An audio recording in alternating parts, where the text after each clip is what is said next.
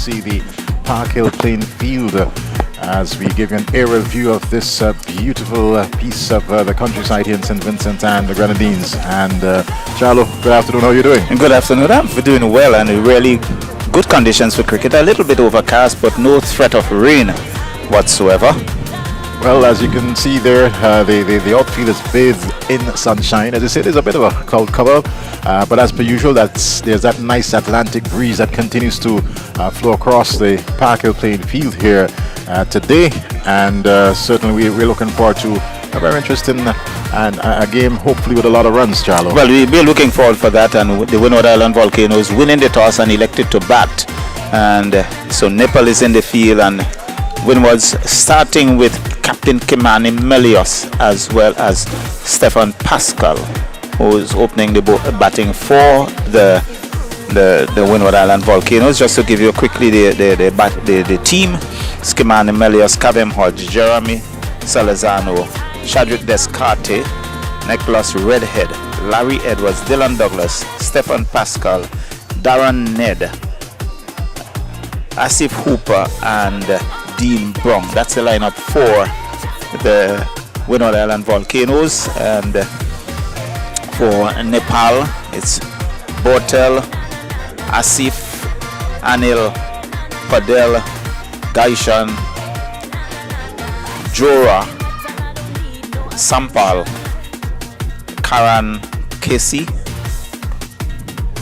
First delivery there from Karan, worked down to the third man position off the bat of Captain Melios, and the Windward Islands immediately off the mark. They're one without loss in this, the first over. Yes, and practice, and along with Kamal Eri and Saka Dakal. That's the lineup for Nepal, with just one delivery so far, and Melios guiding that down to third man, and the score is off and running. So Stefan Pascal to take strike, as Karan at the top of his mark, and certainly we're moving this beautiful piece of sunshine that we have here this afternoon, and must reach out to our friends in Nepal. We've made quite a lot of friends in Nepal.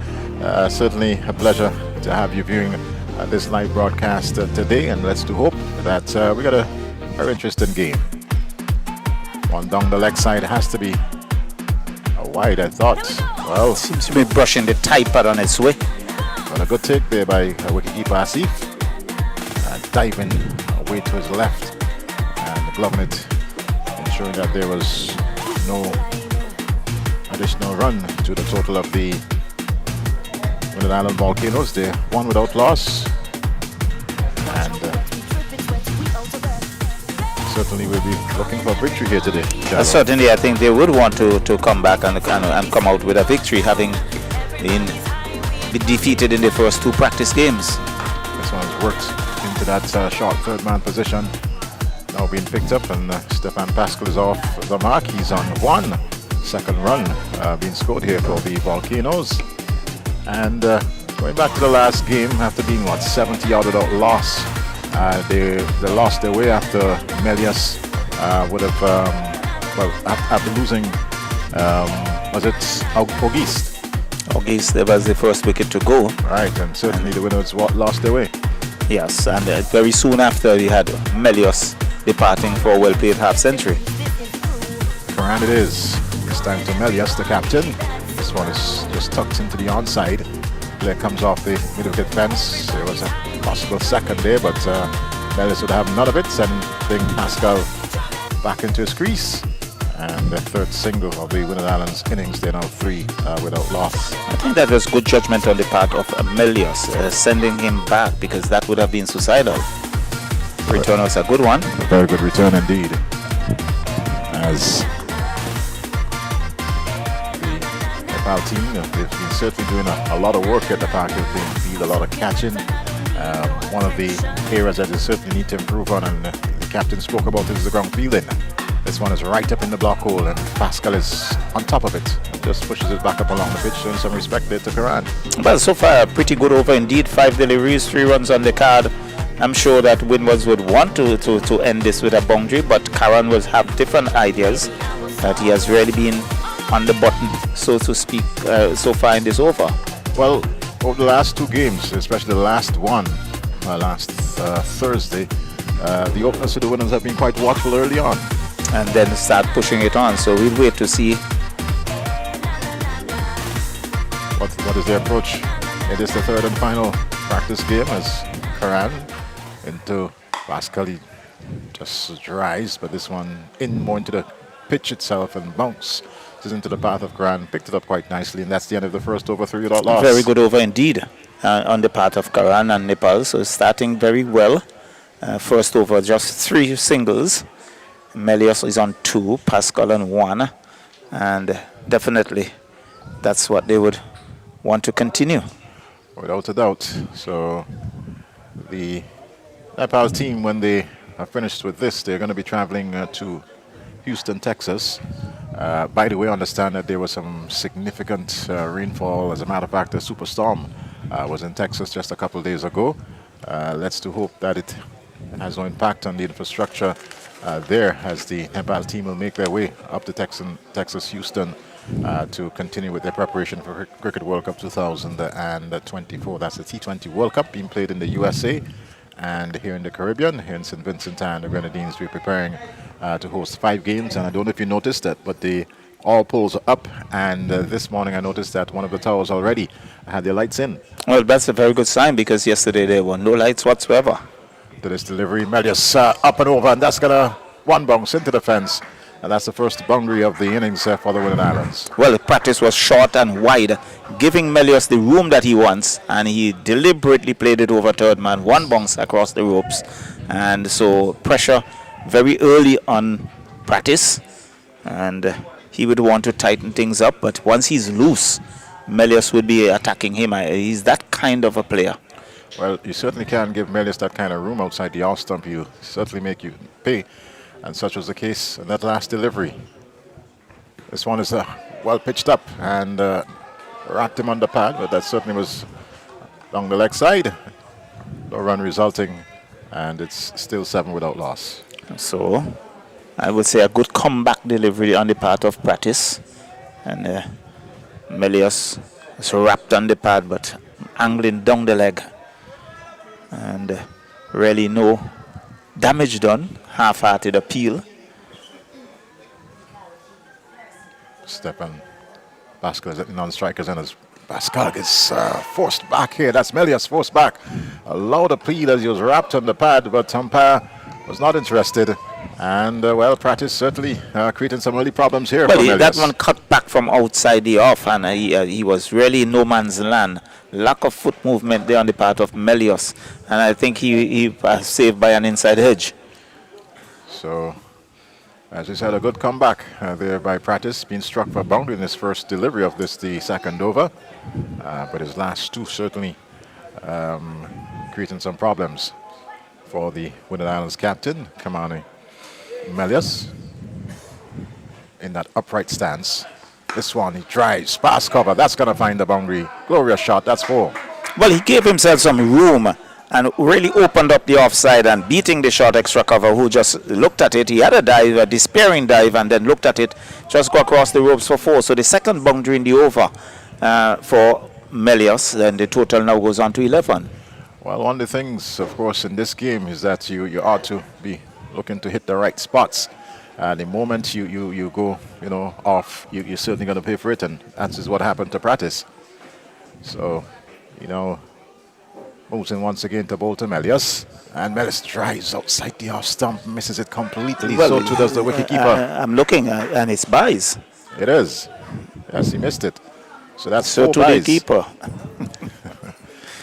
So Asif, of course, up to the stumps, there to the fast medium of Practice, and not being able to take that one. So, well, we saw in the previous game, Anil tend to come up to the stump for Practice, and had one good stumping, I think, in the first game. Melius is wrapped in the pad yet again. Loud appeal there from the bowler, but the umpire not interested. They take one in the interim, and 1 more to the total is 16 for no loss. That's a leg bye.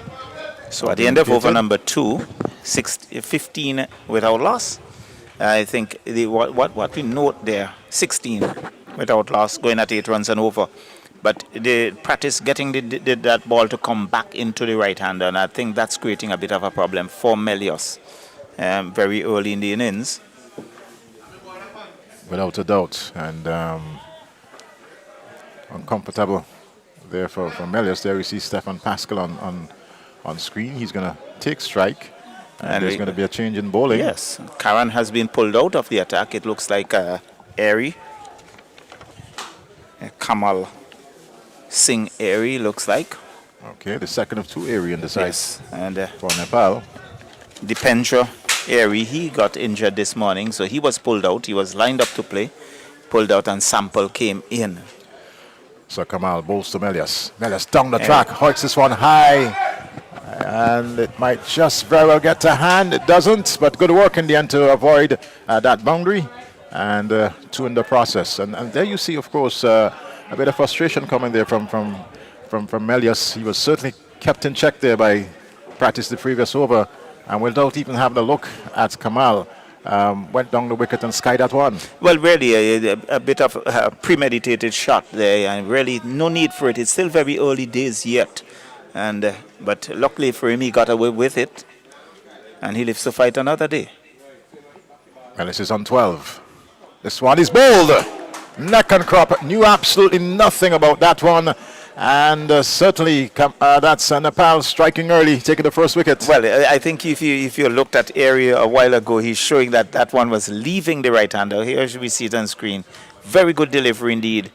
Melios tentative. That in fact that between came back, gap, yeah. Go right between bat and pad, and losing the middle stump in the process. Beautiful delivery. He has to make his way back for 12. It's now 18 for 1 in over number 3. So Melios had a good knock in the first game, 50 odd in the second, but this time around only contributing 12. And so we see Kavem Hodge, who had a pretty dismal time in the second game. He comes out to do battle. Hodge, of course, has experience at the international level, would have traveled with the West Indies team to Australia, and certainly a Dominican who has excelled at the national level in Dominica, and certainly at the Windward's level as well. I think he has already had 2 half centuries under his belt at the test level. So he knows what it is to be at the top. And the Windwards would depend on him to put a good total on the tins. So Kamal Airy to continue. This the third over to Kavem Hodge. And Hodge works that nicely into the offside. Fielder comes off that mid-off position, and there's just one more. And there's no run. There's no run. Yeah, so well, it was well played, but for a moment I thought it was a single. It's a shadowed there by the short extra cover, but tidied up by mid-off. So he kept things down to 0. So Airy looks rather exuberant, looks alive, and with that early success, surely would have been buoyed by that early success. And he can see that he's really running in with purpose in those steps. Outside the off slap, square the wicket by Kavem Hodge. That's a classy 4, Charlo. Yes, it was wide, and he just square drove it, and the fielders just looked at it as it raced across the backward position and into the fence for 4. The total goes on to 22, and what a way to get off the mark. Yeah, that's a top-class shot there off the bat of Kavem Hodge.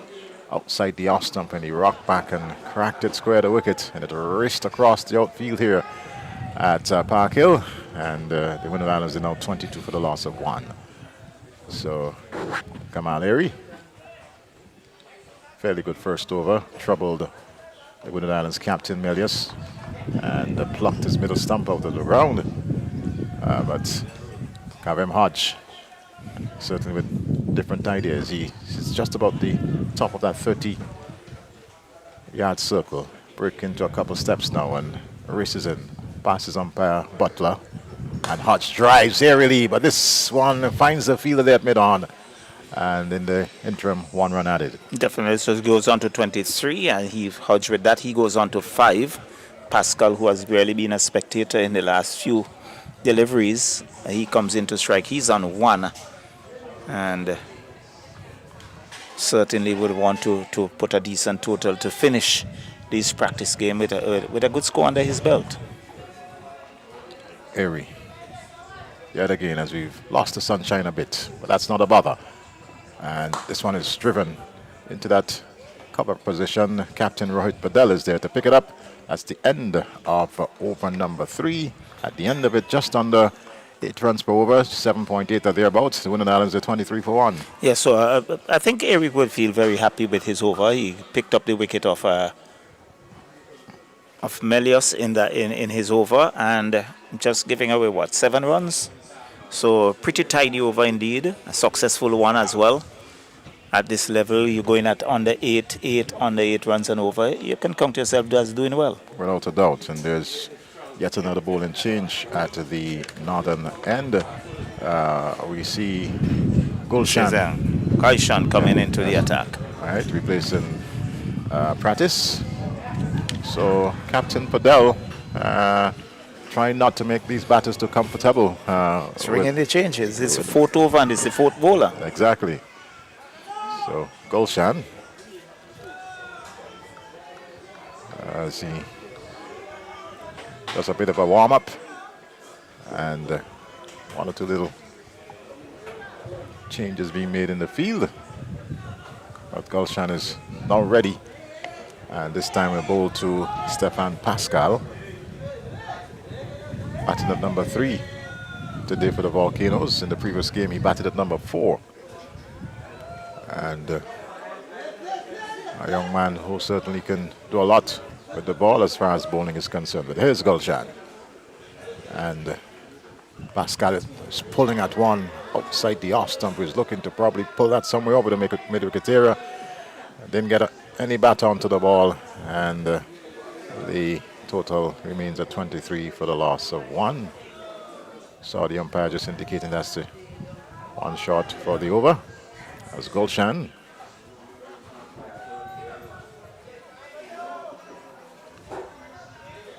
Very tall, and a Nepal team that is more or less on the short side. Quite a number of short players, but Gulshan is towering over many out there in the middle. To Pascal. Pascal hits this one high and hard. This is going to go into the long-arm fence. Hodge sporting number 22 on the back of his shirt. So 6 runs. Just lofted it over long on. The total goes on to 29, so Hodge means business. He hustles on to 11. Pascal still on 1. And Gulshan would be well advised not to come into that slot, because it was in the slot and Hodge making full use of it. He will make you pay. So here's Gulshan. And Hodge swats that one. Same position, same result. And it's now 35 for 1. Well, he advanced it down the track. Gulshan saw him, banged it in short, and he stood up and just swatted it over wide long on for another 6. So back-to-back 6s here, and the total hustles on to 35. And Hodge goes on to 17. So Gulshan being taken to the cleaners. 2 consecutive 6s off the bat of Kavem Hodge. And now we see the player be moved from mid-on right back on that long-on fence. But Hodge has been clearing them a good distance. It looks like the Captain Padel who has positioned himself on the long-on boundary. Gulshan. Yet again to Kavem Hodge. Hodge lifts this one. I believe he got something onto the ball. No run as it was taken by the wicketkeeper on the first bounce. Yeah, he looked to tickle that down to fine leg. Didn't get much bat onto it. And just a faint edge, and it went on the bounce to the keeper. So no run. In fact, Captain Padel finds himself at mid-off. Having a word there with Gulshan. The ball is the 4th delivery of the 4th over. 35 for the loss of 1. The Windward Island Volcanoes bat in first. And Well run there by both batters. Dropped at his feet there by Hodge, and Pascal responding well. Yeah, good call by Pascal and Hodge. Not certain where it went initially, but Pascal called him through, and in the end got a very easy single. One that was really just at the feet of Hodge, getting that inside edge into his pads.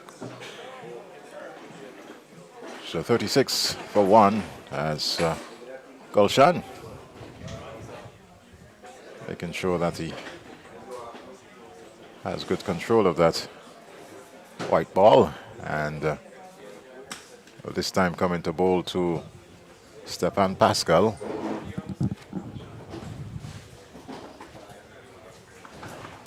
And that was short, and he got on top of it and worked it nicely into that proper position there. Off for a quick single, and it's now 37 for the loss of 1 after 4. After 4, so he moves on to 2. He has been there from the inception.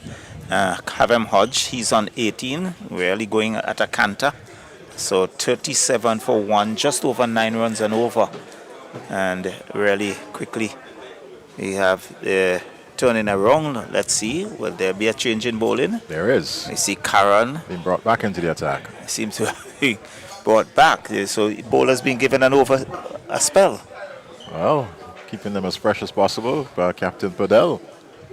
Thus far, they've been all quicks. We haven't seen any spin from the Nepal team. Of course, Irie, who does a bit of spin, got injured during the warm-up, and certainly I wasn't part of the starting 11. But here's Karan. The ball to Pascal. Pascal drives. Lovely shots. Bisecting the cover and the mid-off, and that's 4 well-taken runs. Beautifully played. He stood up tall. He's a lanky player, and he stood up tall, drove it on the up between the extra cover and mid-off, and it raced away.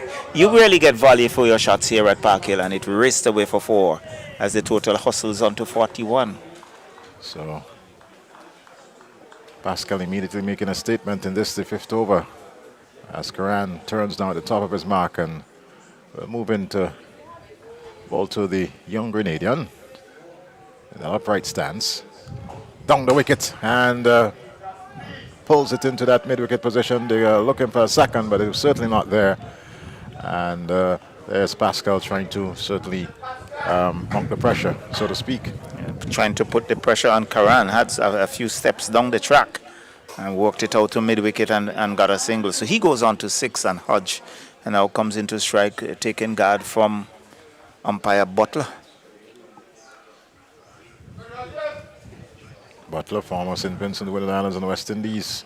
Left arm quick, and certainly doing duties these days as an umpire.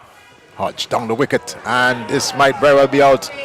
Asif is settling under it, and he's out caught. He knew it immediately, and that's wicket number 2. They're into the gloves of wicketkeeper Asif, and I should say a poor shot from definitely. It was premeditated, really totally uncalled for. He down the track. I think Karan saw him moving very early, banged it in short. He went through with the shot, got a top edge, and easy catch for the keeper. It's Kyrie. Just didn't have to go anywhere, just waited on it and gloved it nicely. The Windwards now finds themselves at 42 for 2. All right, 42 for the loss of 2. It would be nice to see that replay. As there we see Pratish and the wicketkeeper there having a bit of a beverage, as we've lost a bit more of the sunshine as you get that aerial view of the beautiful Park Hill playing field. And there you go, yes. A wild swing at it, getting that top edge, and immediately walked away because he knew what he had done, and into the gloves of the wicketkeeper. Wicket number 2 going down there for the Volcanoes. Yes, and it looks like Jeremy Salazano makes his way out to do battle. A left-hander. 42 for 2 after 4.3 overs. So this delivery, Alonso is tucking it nicely down to deeps, backward square leg, and Nice return coming in there. So he's off the mark. Jeremy Salonzo, Trinidadian. Salazano, yes, Trinidadian. So he's off the mark on 2. The total now on to 44. Of course, the Volcanoes being a regional franchise. And Salazano, who at one time certainly had a call-up for the West Indies. He's on strike. He's on to us, Karan. This delivery is outside the off stump and it's, well, signal has... one shot over the shoulder. Right. And Salazano just watches it go by outside the off stump. I think he was anticipating a wide call by umpire Butler, but Butler would have none of it. He's in the perfect position to make the judgment call. And as we see that aerial view of Park Hill here with the Paul Best Center in the background. Karan. To bowl to Salazano once again, and this one he drives. And don't think that was the intended error, but Captain Padel is there. They got a single in the process. Inside edge. It's now 45 for the loss. Or was it 44? 45 at the end of over number 5. So still going at 9 runs and over. And certainly the Windwards having a pretty good start. And let's see. Now Kamal Airy is going to pick it up from the northern end. So he's been switched around.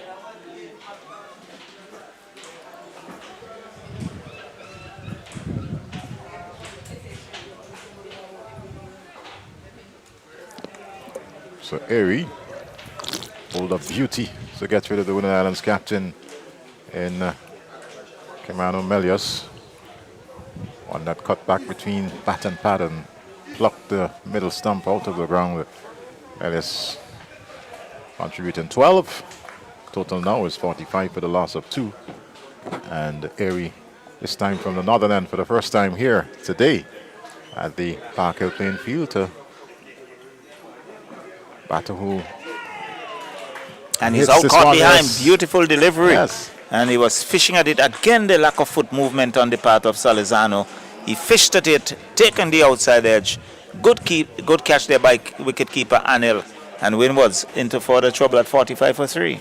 Well, Irie indeed keeping things irie for this Nepal team. And the Windward Island Volcanoes in this the 6th over. Early in the 6th over, they're 45 for the loss of 3. Going at a fairly good click. But if they continue to lose wickets as rapid as they are at this point in time, certainly will find themselves pretty much short of the required runs here at the pass score here at the Park Hill playing field. I should say 180 plus, you should be fairly comfortable. But the Windward Islands, as they are doing at this point in time, will certainly look to be doing much better. Well, definitely. And we see Dylan Douglas makes his way out to do battle. I think he has been promoted in the order. I think the previous games he batted somewhere around number 7. But he's now coming in at number 5. And Airy having success immediately. So he has picked up 2 scalp so far. And putting the Windward Island Volcanoes under some pressure. At 45 for 3. 5.1 overs. Did we see him in the last 2 games? He did not play in the first 2 games. Yes. And so he has now gotten the opportunity and grabbed it with both hands so far. Making a very good impression here. Airy, this time to Douglas, and Douglas nudges this down to third man. Fielder's off the fence and limits the batsman to 1. Douglas immediately off the mark, 46 for the loss of 3 in this the 6th over. So Douglas just waited on it, opened the face of the bat, ran it down to third man who is on the boundary. He got a single, so he's off the mark. And Airy makes his way back. He turns just around that 30-yard circle, so a pretty long run-up. Pascal gets one that he, well, for a moment I thought he got a bit of a bat onto it. Such was not the case. And he lives to fight another day. Total remains on 46 for the loss of 3. Here as we've lost even a bit more of the sunshine. So last 4 to 5 weeks since in Vincent The Grenadines, there was hardly any rain, but yesterday we had a significant amount of rainfall. I was fearful that this game might have been impacted, but such is not the case as Airy comes in out the bowl. And this delivery hits it one high, hard over that, straight over extra cover. Extra cover. And it went sailing for 6. Out of the ground, it was pitched up, and it was deliberately lifted over the extra cover fielder and clearing the ropes for 6. And the total goes on to 52. So the 50 is on the board for the Windward Islands, and a good shot there from Stefan Pascal, showing his worth as a batter as he leans there on his bat in conversation with Dylan Douglas and saying to the Nepal team, well, we've lost the 3 early wickets, but with me here and the support from Dylan Douglas, certainly there is going to be some resistance from the Windward Islands. Certainly, one would want to see that. At least you want to see that partnership. And Pascal there saying to Airy, yes, I recognize you've been bowling well, but once you give me that chance, I'm going to take it to you. Pascal this time is on the back foot and works it nicely into that mid-on position, but quick work there from, it looks like, Captain Padel, looking to break the stumps, but not successful in doing so. One more added to the total, it's 53 for the loss of 3. So good running, good cricket all around. And you see Captain being very involved indeed, always in that a key position. And it was Bortel who was really closing in from that short mid-wicket position, but good judgment on the part of Pascal, and he got good response from Dylan Douglas as well. Douglas now on strike, and this delivery, he pulls nicely over at more in a corner position, and that's 6 more runs to the Windward Islands. Well, once you pitch that short to Dylan Douglas, he's going to take it to you, and there it was short, and he was in position and swung it over wide mid-wicket for 6. And over number 6 comes to an end. So a pretty productive over there for Windward Islands. I think some 11 runs coming in that over. This is now 56 for 3. 56 for the loss of 3, and they're maintaining at 9 runs per over, just about 9.3 runs per over after 6. So they're going at a pretty good canter, the Windward Island Volcanoes. Of course, that statistic to the right that says 3 certainly will be a bit of a bother. But if these two are to remain there for the next 5 to 10 overs, certainly can do some damage. Certainly. And it appears as if it's going to be Saga Daka who is going to pick it up. So we're going to see spin for the very first time in over number 7. From the southern end, so he'll be bowling round the wicket to the right-handed Pascal, who is on 14. So this delivery, he's forward and works it nicely into that vacant mid-wicket position, and they take 2 in the process. A bit of a scrappy work, but cleaned up there by the captain. I think good running, a good sensible cricket on the part of Pascal. He played it with soft hands into mid-wicket, and he took off. And the fielder had to come off the boundary, and they came back for the second, which they got very comfortably. The total now on to 58 for 3. So here is Dhaka, and that delivery again worked into the onside. They're looking for a second. This time the fielder is much more quicker to it. Gets a good, nice, neat return into the gloves there of the wicketkeeper, and it's now 59 for the loss of 3. So good cricket on the part of Pascal, not looking to bludgeon the bowling, but just working it into the onside and picking up the 1s and the 2s, waiting for the bad deliveries, and then he looked to clear the boundary. So, see a bird in the distance, flapping its wings, not on screen, but it's indeed a lovely view here. This one is to the pitch of it. That's Douglas, and just pushes it into the offside. Finds Captain Rohit Padel, and the total remains on 59 for the loss of 3. Sun has disappeared, so rather cool conditions, but no threat of rain. This delivery played on the onside, it could be run out there, and Dhaka missed the opportunity because certainly Dylan Douglas was short of his crease. Well, I think he had given up. But Dhaka missing the stumps, and in the end he just sauntered in. Well, he's having a bit of a laugh about it, but certainly it was an opportunity for the Nepal team to pick up their 4th wicket. And now we see there's a mid-pitch conference taking place, touching of the gloves there, Pascal and Douglas, just reassuring each other that we need to be a bit more assertive in this running. And the play continues now.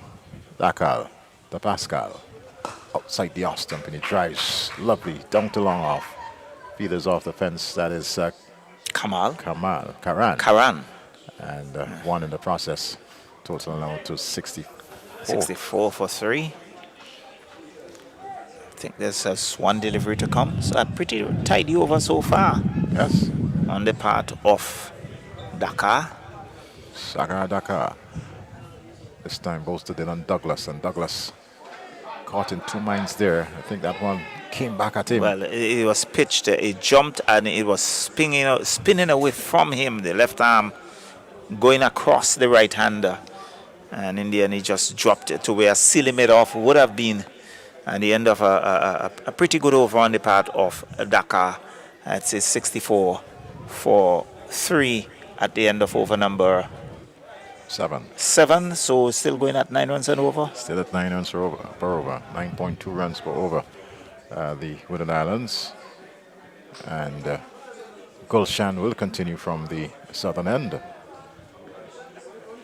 As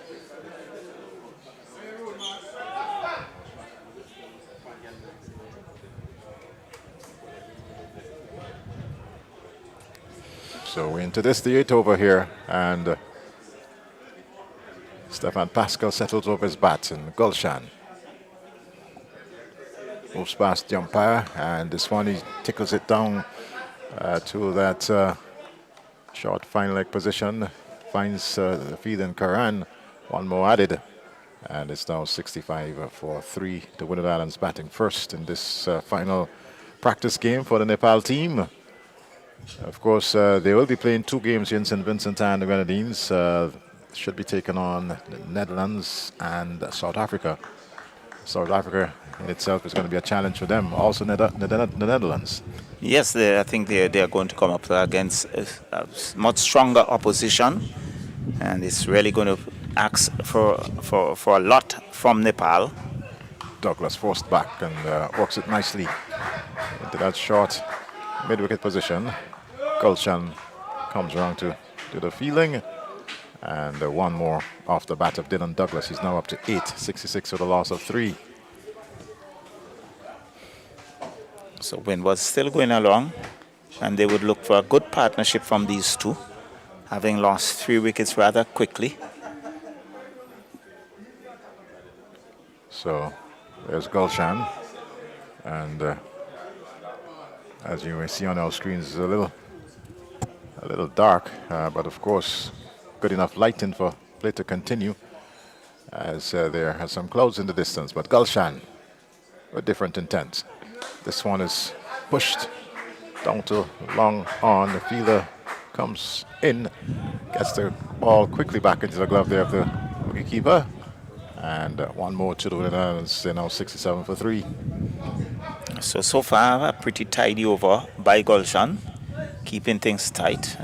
Just not giving the batters the room to free their arms. Dylan Douglas comes back into strike, and Gulshan will recall that he was short in the previous over and was dispatched over mid-wicket. Let's see what happens to this one. Worked nicely down to third man. Beautifully played. Well taken there by Dylan Douglas. Past the wicketkeeper, past the fielder in that third man position, and that's 4 well taken runs. Again, giving him the width, and he opened the face of the bat and really hit that between the third man and backward point, and it raced away for 4. So a welcome boundary by the Windward Islands. It's total now on to 71. Gulshan being struck by Bong in the previous delivery. This one is lifted high, hard. It's going to go into the shrub above the ground there. That's 6 well taken runs. The total goes on to 77. So again, it was pitched up, and Douglas was equal to the task. lifting it over long on. The fielders on the boundary just stood up, looked up, and said, well, there it goes. And he cleared the boundary with consummate ease. It's now 77 for 3. Douglas on 19, Pascal on 20. So 10 runs in 2 deliveries. Gulshan coming in for a bit of a stick from this to northern end. And Douglas waits, delivers. Outside the off stump and worked into that. Where are you going, son? Position and well, really and truly wasn't a single there. Well, he was struck firmly straight to the backward point fielder, and both batters took off and then stood in mid-pitch and they just waited. But Pascal was able to regain his ground as Douglas was really gone for all the money, but the return was not on Douglas's end because I think he had given up, but the return went to the keeper's end. The bowler's end, I would say, and Pascal got back easily into his crease. So that's the end of over number 8. At the end of it is 77 for the loss of 3, and going at just over 9.6 runs per over. And he's bowled, playing all over that one, and that's Pascal losing his wicket. That's the 4th one.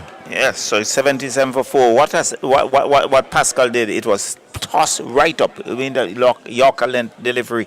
He played across the line of the delivery rather than playing with a straight bat. He went across the line, missed it. His off stump knocked back, and Windward Island Volcanoes losing their 4th wicket.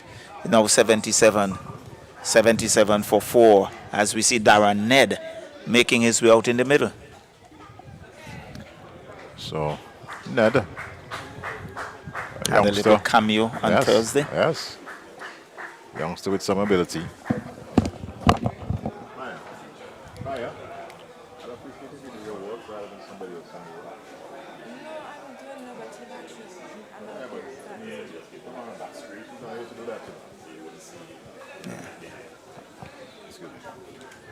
So Saka having some success with the very first ball of the 9th over, and it's taking out Pascal.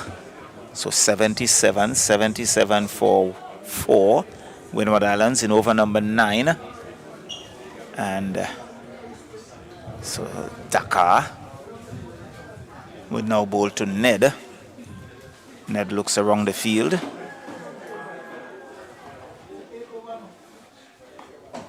Ned is driving, beats the extra cover in Captain Rohit Padel.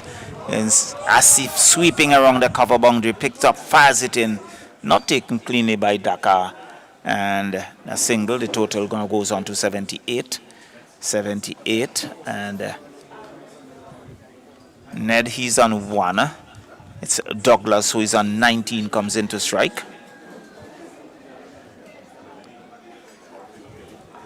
So 1 to Ned, 19 to Douglas. Douglas works it out to mid-wicket, and they jog through easily for a single. Total now on to 79. 79 for 4, and we are in over number 9. So 20 now to Douglas, and 1 to Ned, who comes back into strike.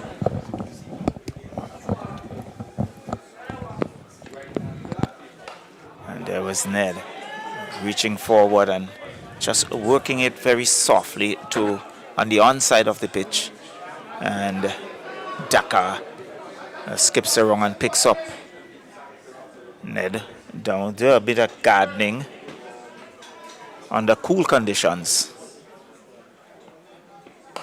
and he's right forward to that, pushing it back to Dakar. So Dakar keeping things tight, having had some success. Certainly, and Captain Rohit Padel would love for this to continue for extended period. And he's driving out to extra cover. There is Captain Padel covering ground to his right, and just a single. I think there's 2 runs coming in that over. So a very good over on the part of Dakar, and an over in which he also had the wicket of Pascal.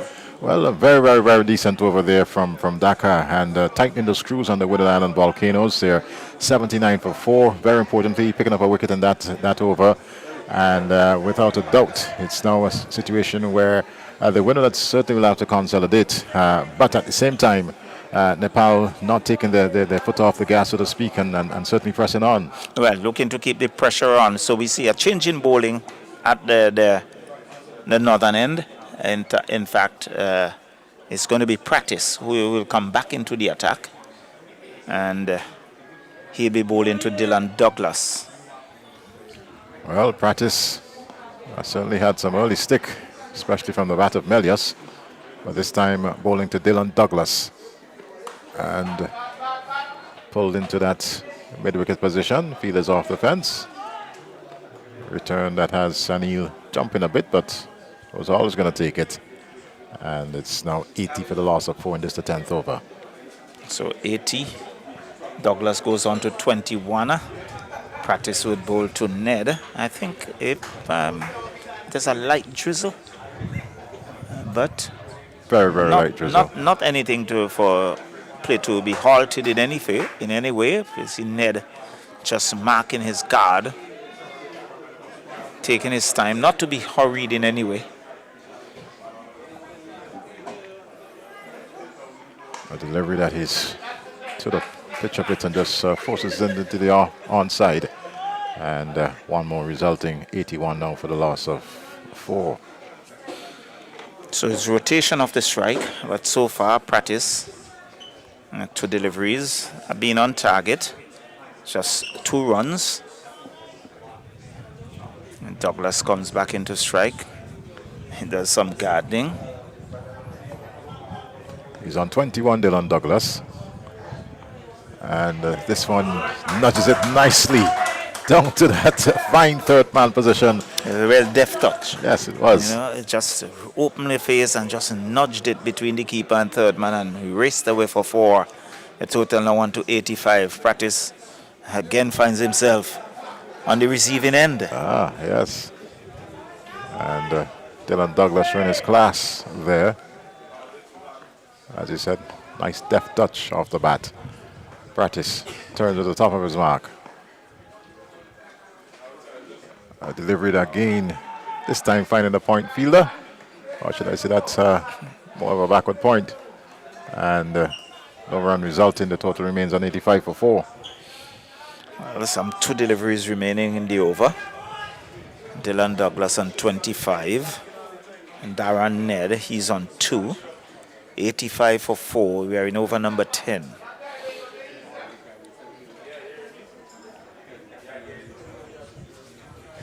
Practice just decided to go wrong the wicket. Yes.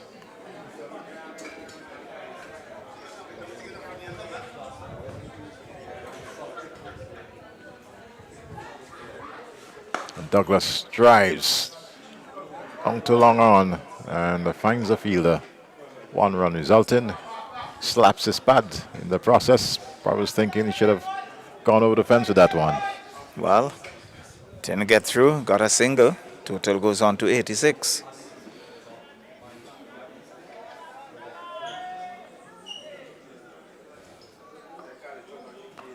Here comes Practice this time to Ned. And Ned is just pushing this one into that cover position. Captain Padel is there picking it up. That's the end of the 10th over. And at the end of it, the Windward Islands batting first here at Parkett in this T20 practice game. They're 86 for the loss of 4, halfway through the innings. Yeah, so going at 8.6 runs and over, if my math serves me right. Yeah, right on. So I think there are 10 overs remaining. Douglas, if he can stay there for at least another 5 overs, should be able to put the Windwards with a pretty decent total. But really, I think Nepal have pulled things back a bit. They were going at 9 runs and over. They are now under 9 runs and over. And the changes continue to be wronged by the... That's Padel. That's Padel. Yes, the Nepalese captain. And, well, of course, halfway, as I said, through this innings here for the Windward Islands Volcanoes. They're 86 for the loss of 4, another 10 to go. And maybe if they can get it up to 9 or 10 runs per over in the last 10, and minimize the number of wickets they would lose. Certainly a score of 180, 185 thereabouts They should have be an something to interesting fight one. with. So Bertel comes into the attack, sporting number 14 on the back of his shirt. And Burton, he's had a good series, of course, with both bat and ball. This time coming in and delivery that is worked down to long on. And one more.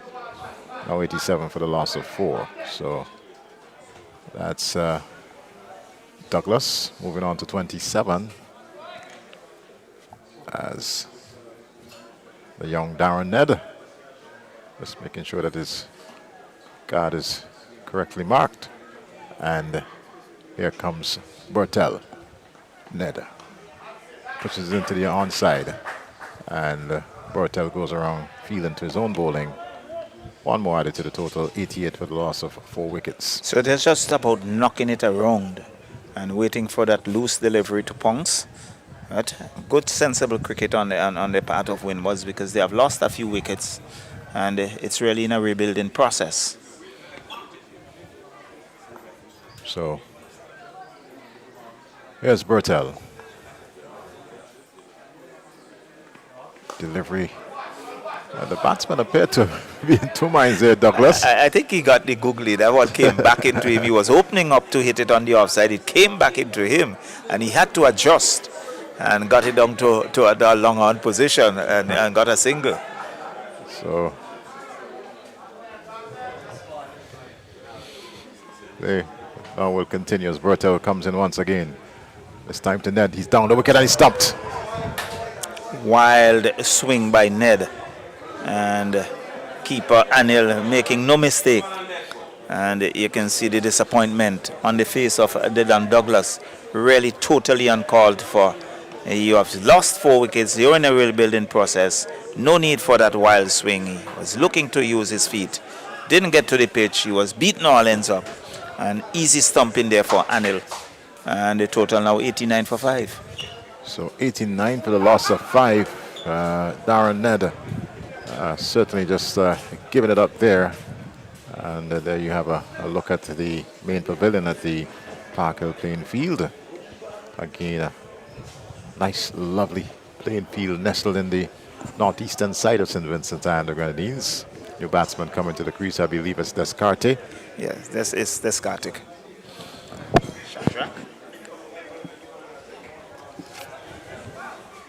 89 for 5. This the 11th over, and a bit more pressure here on this Windward Island Volcano team. A regional franchise that have produced the likes of Sonny Lambris, who's injured. Of course, the likes of Johnson Charles, who's playing for the West Indies T20 squad. Spiceman, Fletcher, our very own Obed McCoy, they're all part of this outfit, but of course, all assigned to West Indies duties. This delivery is outside the off stump, and Descartes just rocks back and maybe should have done a little better there, but in the process, some scrappy fielding. Gets one in the process, and now 89 for the loss of 5. Score goes on to 90. Yeah, that's the 90th run. So he's off the mark immediately, not timing it well, but getting a single in the process. And Douglas, who is on 28, comes back into strike. So, just mention a few members of the squad. The likes of Obed McCoy. He wasn't selected in the final 15, neither did the Spiceman, but they're still being kept in the West Indies camp. This delivery outside the off stump and played into that point position off a very quick single. No, he was sent back as a matter of fact. He was sent back, and luckily for him, the return came in very quickly indeed. So a pretty good over by Anil, by Bertel, and at the end of over number 11, it's 90 for 5 at the Park Hill playing field under very cool conditions here. With Dylan Douglas, he's on 28. With him is Shadrach Descartes, who is on 1. And really, Nepal would be satisfied so far with their work. Well, it's 11 overs gone, and the Windward Islands, they were maintaining a run rate of 9 per over. But, of course, with the loss of those 5 wickets being pegged back a bit, And it's somewhere in the region of just over 8 runs per over. As see, look at Dhaka being switched to the northern end.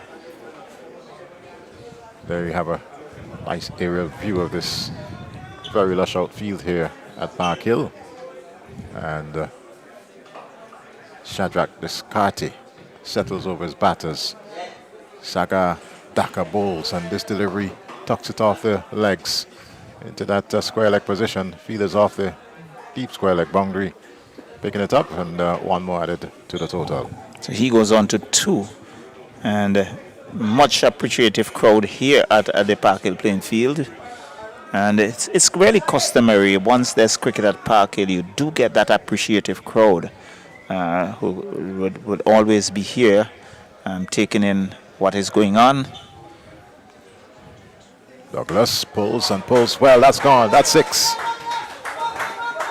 And that's probably the 10th ball that we've lost in that over the last 3 days. Well, it really rebounded. It came back because it landed on the lower part of the hillside. It was short of a length, and Douglas was very quick on the back foot and just swung it over long on. And he goes on to 34. The Windwards really would want him to stay there, with the total now on to 97 for 5. This delivery drives down to long on. And they'll only get 1. They're looking for a second, but fielder long, they will have none of it. Getting the return quickly back into the gloves there of Anil. For a moment, I thought it was Asif who was behind stumps for the Nepal team, but it's actually Anil doing the glove work today. Would not have seen him in the last 2 games, and getting an opportunity in this, the final game. This time, Descartes works into the onside. Looking for the second, but it's not there. And quick work again by the Nepal team. They certainly improve on the outfielding. Well, they have, and one would say that what you have seen, they are pretty quick over ground. So here comes Saga Dhaka, Anil issuing some instruction, but Dhaka comes in now. And this delivery just worked back on the onside there by Dylan Douglas. It was faster and flatter. Windward's 99 for 5. This is the final ball of the 12th over. And Douglas wrapped on the pad. Is a loud appeal there by Dhaka, but the umpire will have none of it. Not interested. That's the end of it. It's 99 for the loss of 5 after 12. So 12 overs, 99 for 5. So 8 overs remaining. One would want to think that Windwards would love to see Dylan Douglas and Descartes really taking it right down to the wire for them. And because both these batters can really hit the ball a pretty long way. And if they stay there for at least 4 or 5 overs, I'm sure we are going to see some boundaries. Well, Dylan Douglas, of course, certainly has been the aggressor. And maybe it's important that Descartes, who certainly has the ability to power it also, can play more of a holding role. Quite naturally, if you get the bad delivery, you will give it the treatment that it so deserves. But for the sake of the Windward Islands having lost 5 wickets, they won't want to have both batters pushing it too much, so to speak. Well, we wait to see. It's going to be Bortel to continue. This time he'll come into bowl to Descartes, and Descartes swings at this one. Didn't get any bat onto the ball. And I think he was deceived by the bounce. He was, because he's chuckling at it. You can see that wide grin on his face as he goes down now to have a chat with Dylan Douglas. And Douglas telling him, well, chap, you just need to keep your eyes on it. That one certainly had you a bit bamboozled. So here's Bertel tossing the ball from hand to hand. And we'll now move past umpire. The ball to Descartes. Descartes looking again for that wild swing. Got a bit of the pad onto it. And that's one more one. Well, signal a wide. Wide, so 2 runs to the total. I really truly thought he got a bit onto it, but such was not the case. So the 100 is up for the Windward Islands. They're now 101 for the loss of 5. 101 for the loss of 5. As Bertil now comes in, this time to Dylan Douglas, and Douglas tucks it around. Just quickly off for the first one, looking for that second, but they'll have none of it. And it's now 102 for the loss of 5. So Bertel keeping things quiet here. Well, so far he has kept things pretty tight, and Nepal would be happy with it.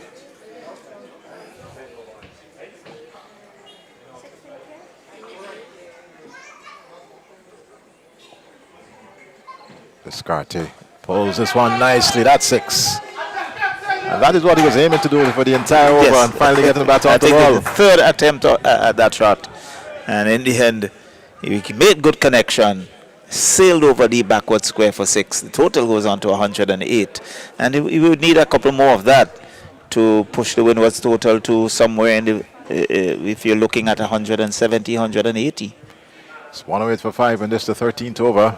So Descartes showing that he can muscle it, and did so over deep backward squares. Bertel comes in, and this time he's pushing out at that one into the offside. Wheeler comes around, picking up in that cover position, and one more now to 109 for the loss of 5.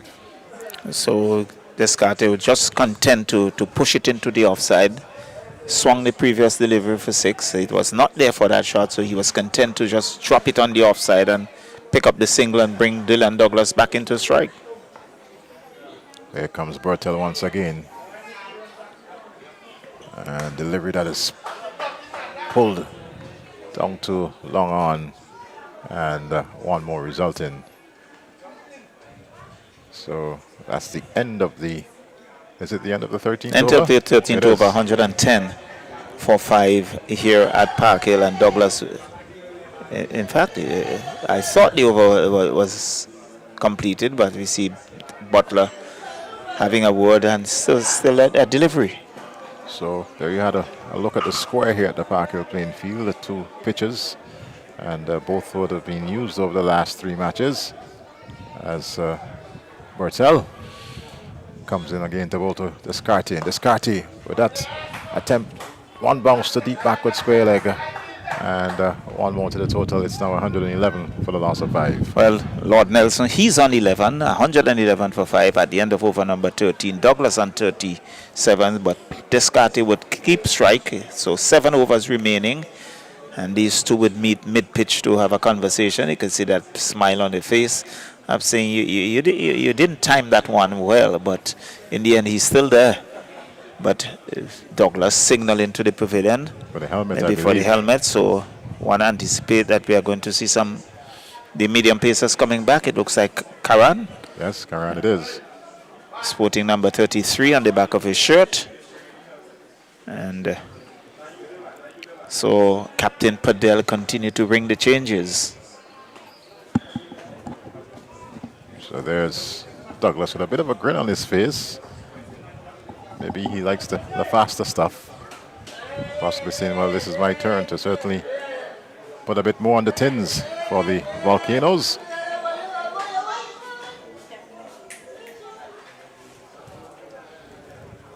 $111 for 5, and this is the 14th. So still some heavy clouds around, really just hovering around the Park Hill playing field, but so far we continue to have play.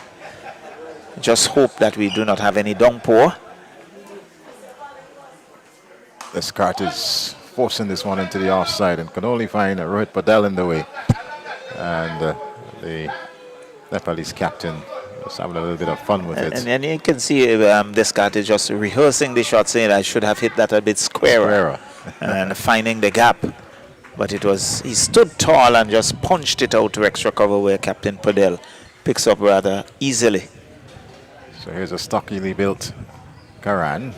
Bustles in now to bowl to Descartes, and well, Not timing it. It was short, bottom edge, and it bounced back to the bowler. So 2 deliveries, 2 dots, and Karan would feel very happy about that. Descartes would be disappointed in himself, saying I should have put those away.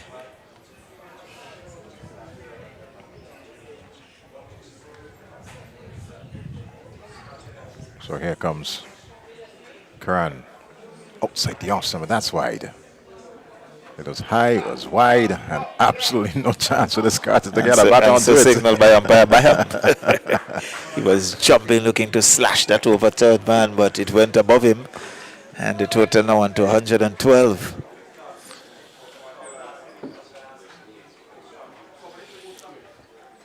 But earlier there was a breeze blowing across the ground, but that has subsided. It has. And it's a little bit more humid. We have the cloud cover and just a gentle breeze, not the kind of flowing breeze that we've had early on. But here's Karan.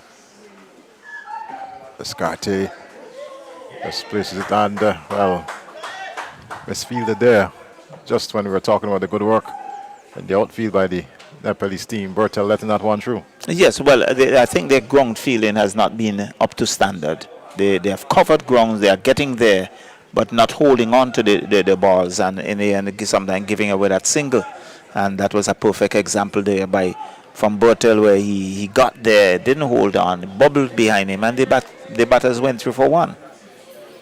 So Karan, under the tutelage of Roddy Eswick, who was once part of the West Indies outfit, but helping this Nepal team, especially with their bowling. Karan. This time to Dylan Douglas. Gets one outside the off stump. That's wide signaled indeed. One more to the total. It's 114 for 5. Well, Douglas was winding up there looking for that big drive. It was wide and he just watched it go by and signaled by umpire Bayam. Wide, 114. 114 for 5. So Karan would have to reload and come again. I was just talking about Roddy Eswick, who certainly made a tremendous contribution to the West Indies team. The likes of Corey Collymore and company certainly was, under his tutelage. But now lending assistance to this Asian team. And this one is hit over long off, and that's 4 runs. For a moment I thought it cleared the fence. It didn't, but 4 well taken runs. Well, 4 good runs. It was pitched up and Douglas launched into it and hammered it one bounce over a widest mid-off and into the fence for 4. So 118. Douglas, he goes on to 40. And I think there's a little drizzle around the ground. We have not seen any. Play will continue. Yes, well, we see the groundmen now making their way to the here of the covers. As a matter of fact, the covers. The umpires have called the covers. Yes, the covers are coming on. So there's a break in the innings at 13.4 overs, 118 for 5.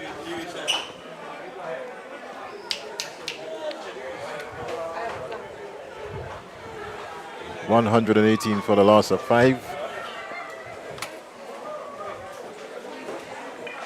So Douglas really leading the charge for Windward Islands. He's on 40, not out, as company with Descartes, who is on 10. So there's some rain with us, not a downpour, but certainly enough to stop play here at the Park Hill playing field. And we can see the ground staff busy ensuring that the square is covered. I'm a little bit concerned because there's still a bit of it on the edges that is a little bit exposed. As a matter of fact, at the run-up. And I think we have seen from the ground staff very quickly in with the covers from both ends and ensuring that bowling area is covered. And one does not anticipate a very long downpour. It's drizzling rather heavy, but not the sort of rain that we expect to see the outfield being drenched. Well, certainly, and we do hope that it's not extended. I'm still concerned with that little area that is a little bit exposed at the southern end, and now we see they're going to try and bring the covers over. That's what I'm talking about. Right. So we now have a.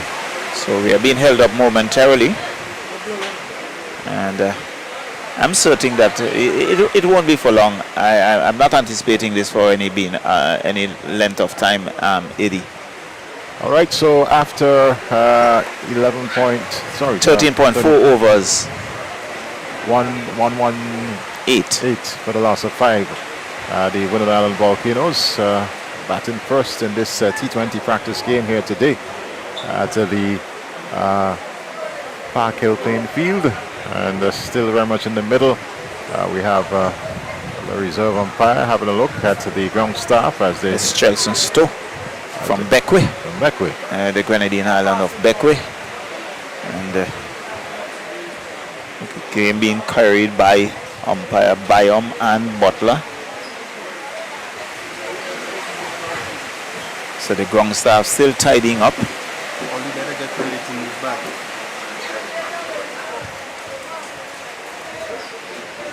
Still very much the position here. But the Volcanoes, again, one area that they certainly need to work on is that patience at the crease. Yes, for T20, you look to try and keep that pressure on, so to speak, on the bowling team. But there've been some atrocious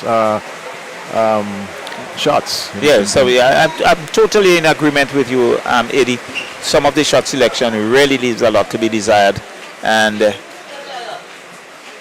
for example, Ned just ran down the track, had a wild swing. So again, you have to be patient.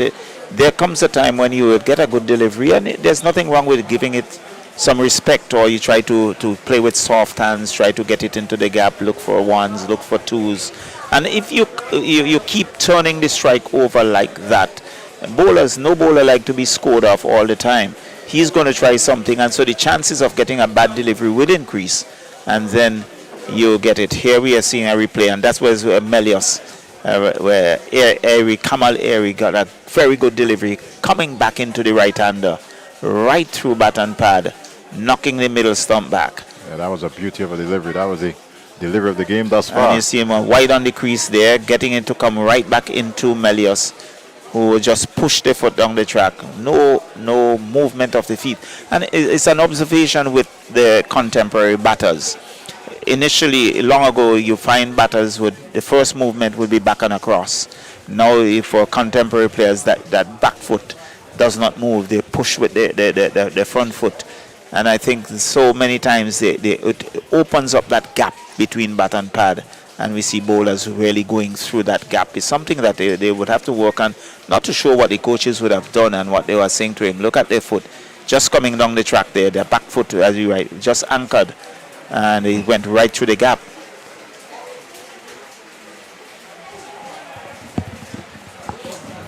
So, it's still with the drizzle, and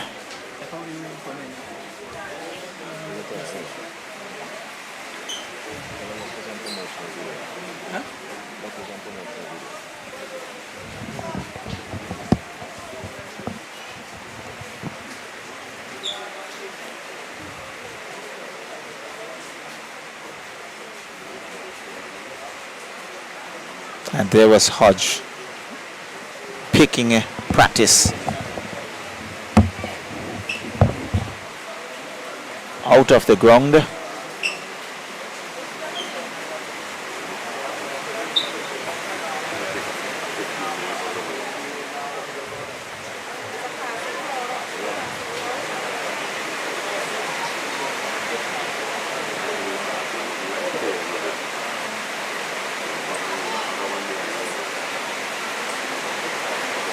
Salazano there edging to the keeper. Had to make his way back to the pavilion.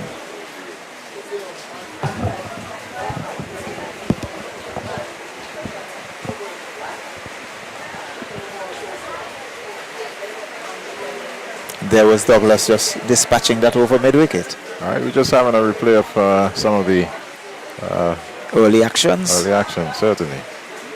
Dylan Douglas, who's still at the crease for the Windward Island Volcanoes. And one of those towering sixes over long on. He went into that area about 3 times thus far in his innings.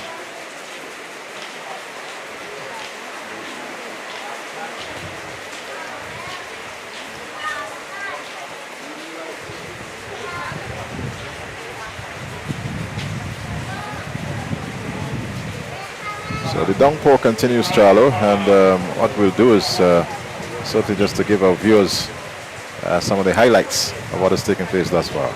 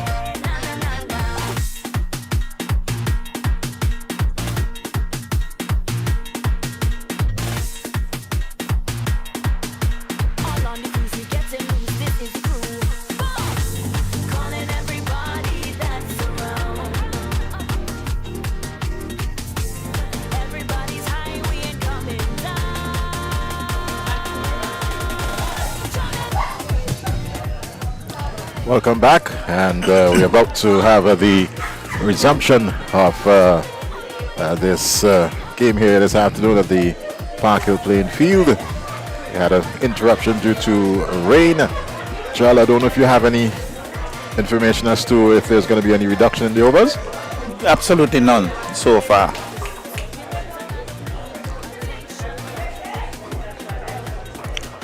So the Volcanoes, they will continue. There are 118 for the loss of 5. And the Nepal team, they're back in the middle.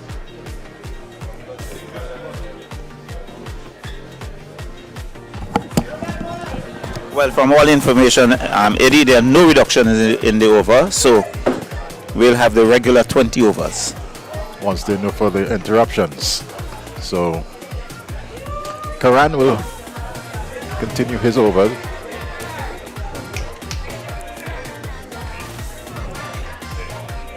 $118 for 5. Here comes Karan now, balls to Douglas. Douglas hugs. Well, this one peeled off the top edge of the bat, and that's 6 runs. Well, he was shaping to go up, and Karan was short, and he got underneath it, got a top edge. I think the intention was there. Didn't cue it well, but he got the result that he wanted, and that went sailing. 124 for 5. So the Windward Island Volcanoes immediately off to a good start following the resumption. So 124 first delivery after the resumption, went for 6. This one is nudged into that short third man position. And he was disappointed in himself. Yes. Should have done better. That was steered right to the man at backward point. So it's 124 for 5 after the 15th over. We have 30 more balls to go in this, the Windward Islands innings. And there we see both batters in the middle, Dylan Douglas and Chadwick Descarte, having a mid-pitch conversation, and they're saying, well, maybe it's time for us to have a go. Time to push things on. So Douglas is on 47, Descarte, he's on 12. 6 overs remaining, and these two would really want to push things further on for Windward Island Volcanoes. It's going to be Bertel to continue. So far, he has done a pretty good job. Without a doubt, he's had 2 very good overs thus far. And it seems as if the rain we had absolutely no impact on the outfield. It's more or less soaked up because we've had very, very dry conditions over the last 5 weeks here in St. Vincent and the Grenadines. To this delivery, Descarte punches down the lawn, one bounce into the fence, into the road behind us. That's 4 runs. That was hit with some power, and it flew past the man at long on, and across the ropes it went for 4. So he goes on to 16, 128. You would need to see a few more of that. Well, these two are showing their early intent as we have a resumption of this game, interrupted for some 20 minutes thereabouts due to rain. And since the resumption, there is an uptick in the scoring rate. Bertel, and ball a little wet in hand. It might be the need for the towel at some point in time to try and keep that ball as dry as possible. And this certainly can be a problem, especially for the spinners. Yeah, particularly leg spinner, and that's what Bertel leg spinner is a bit difficult for him. Comes into Descarte. Descarte hits this one high, and there was Long on trying to get there, but doing so no vain. 6 more runs. Well, it's Karan on the boundary. He's a diminutive individual, not the tallest of the lot. And he was jumping for all his worth, but that cleared him. And it went across over the ropes for 6.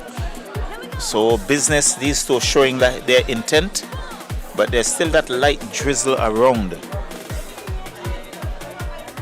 So I guess they're trying to, if there's another rain interruption, to put as much as possible on the board. 134 for 5 in this, the 15th.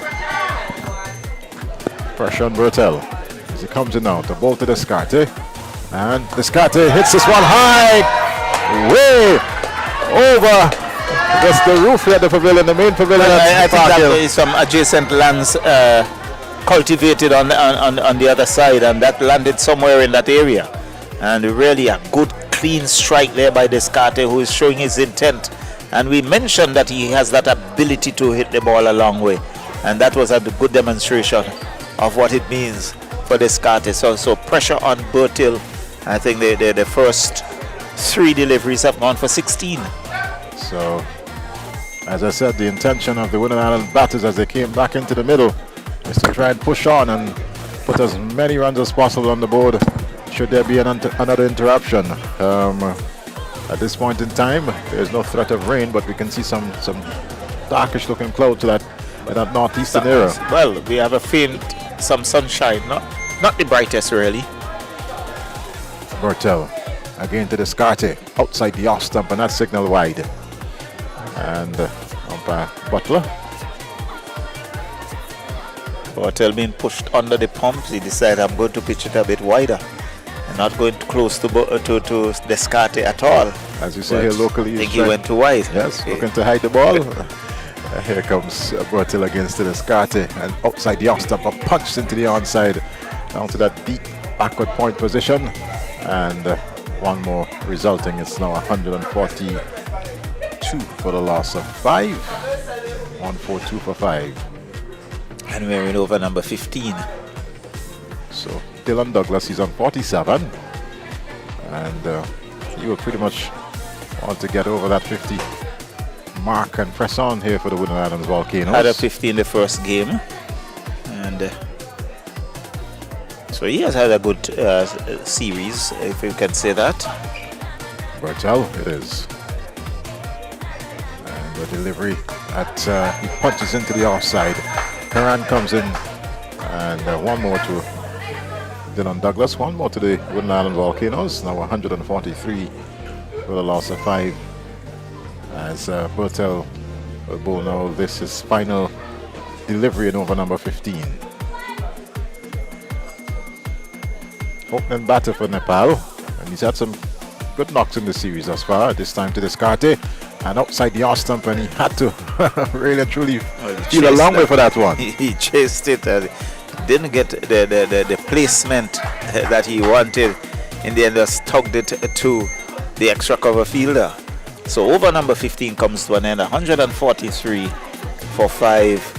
And Douglas, he's on 48. Shadrach Descartes, he's on 29.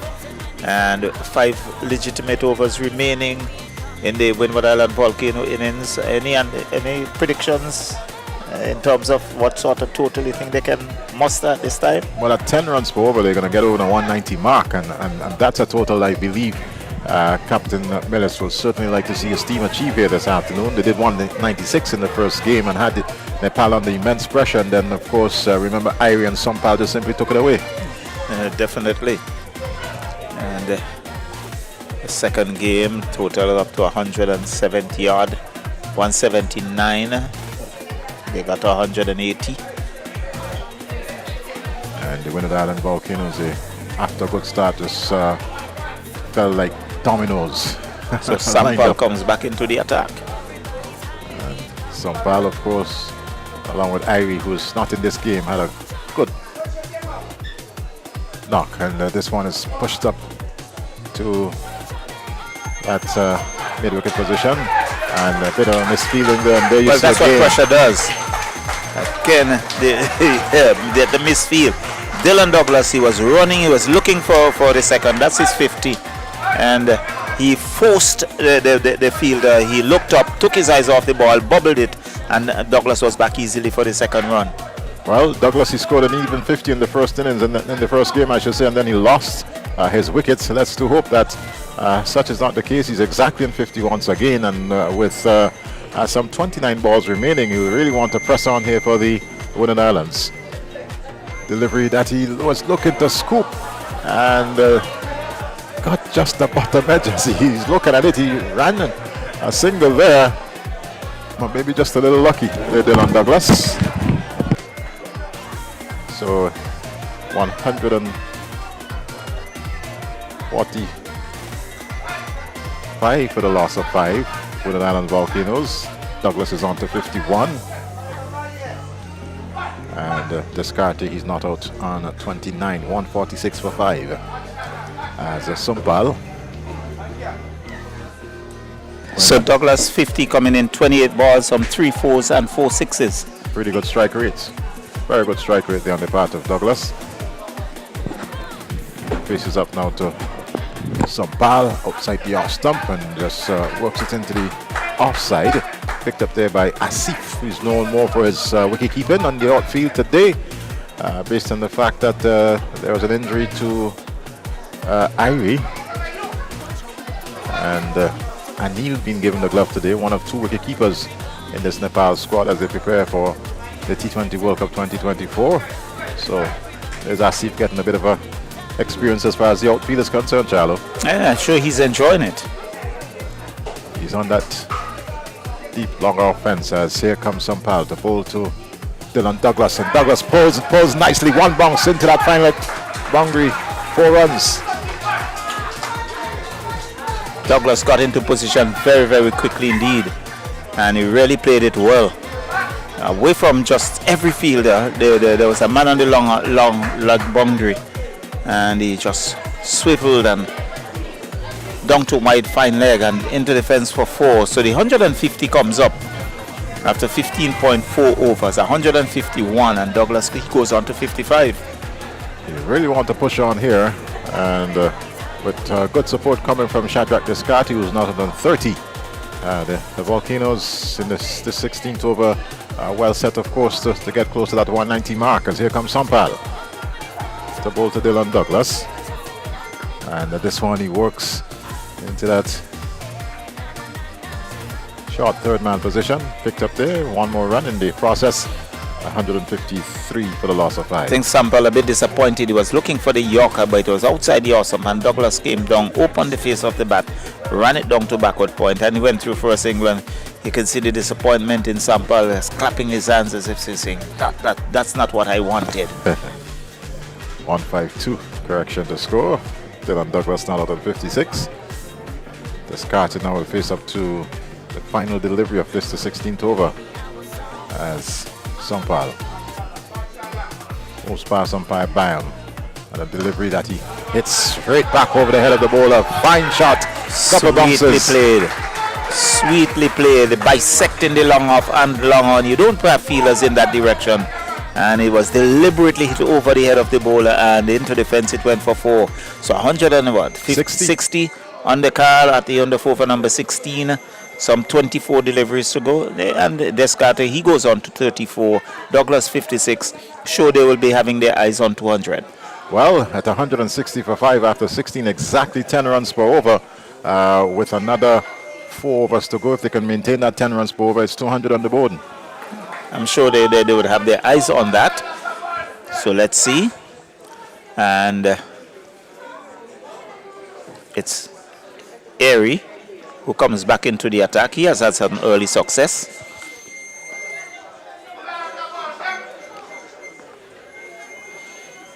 So he has 2 scalps, and now he's coming back in the 17th over. So Padel ringing the changes.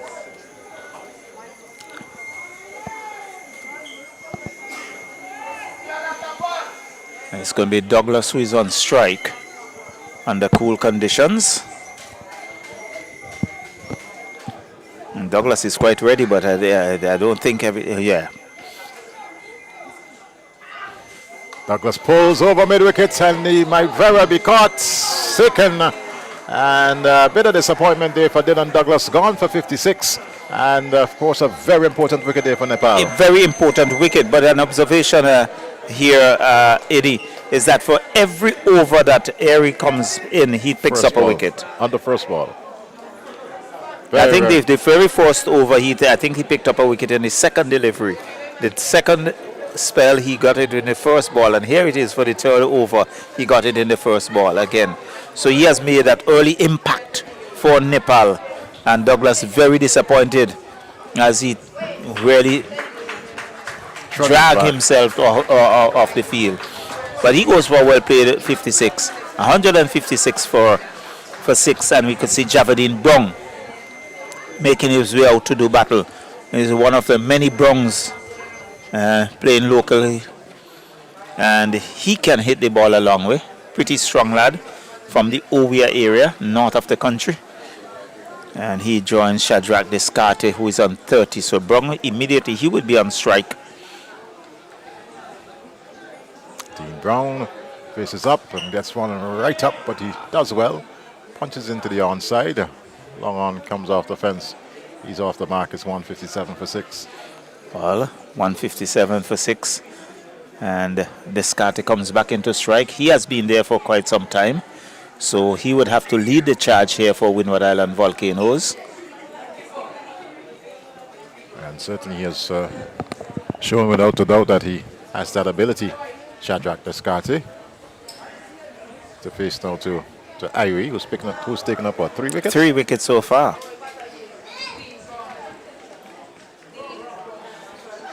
And Irie, almost a 30-meter run, comes in now to bowl to Shadrach and worked nicely into that square leg position.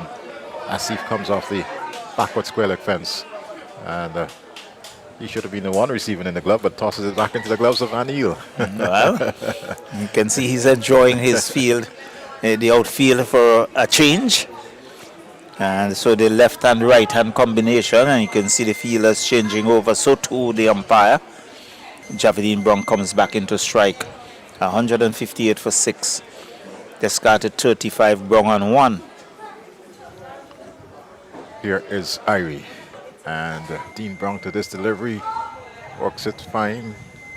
And player in that position picking it up.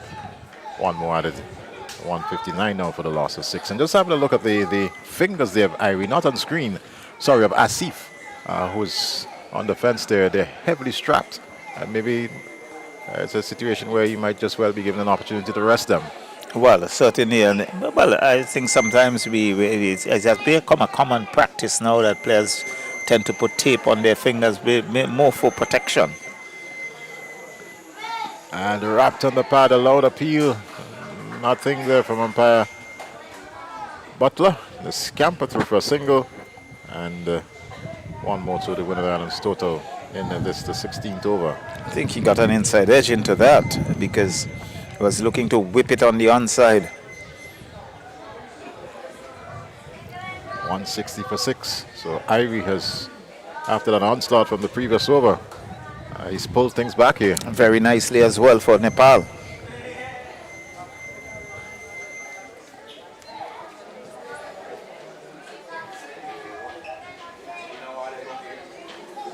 So the breeze have picked up a bit here, and this delivery hits in the air, and Karan is getting under it and takes Easy a very, catch. very easy catch.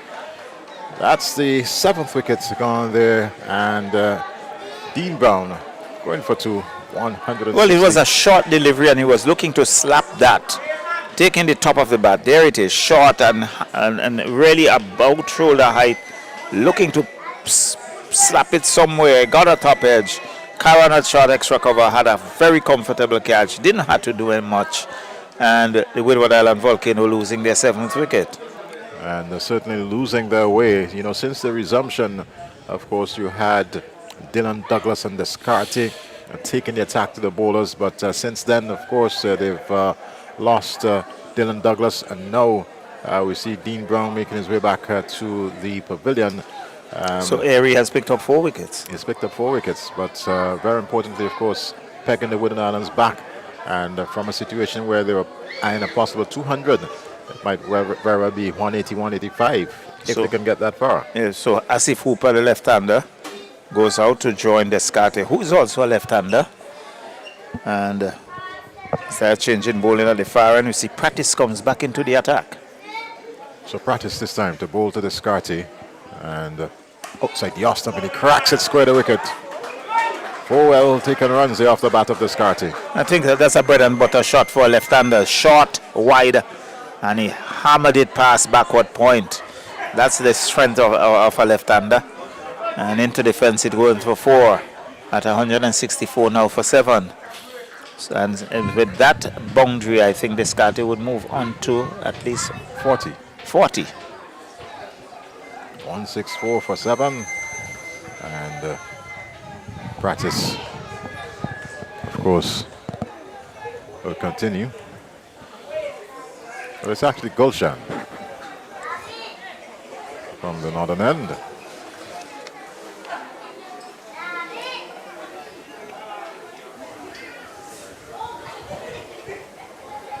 Yes, Gulshan.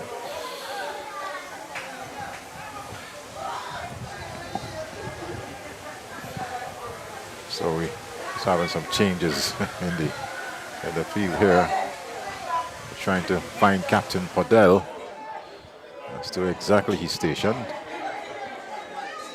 That's quite a lot being done. But here comes Gulshan now. And this delivery is wide outside the off stump.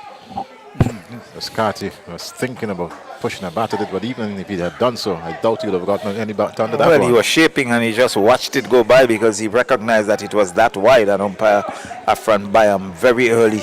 I was signaling wide. So additionally, he has to reload and come again. 165 now for 7. Asif Hooper yet to face a delivery. Not has really had the best of series in terms of the bat. And has some 2 overs remaining after this, so not much chance to really settle. The start to this one is driving and missing outside the off stump. And pulls away at a bit of a wry smile.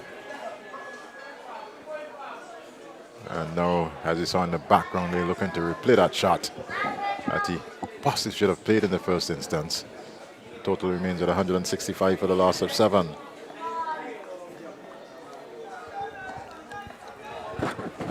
As we hear spectator in the background belling out some instructions to the Scotty.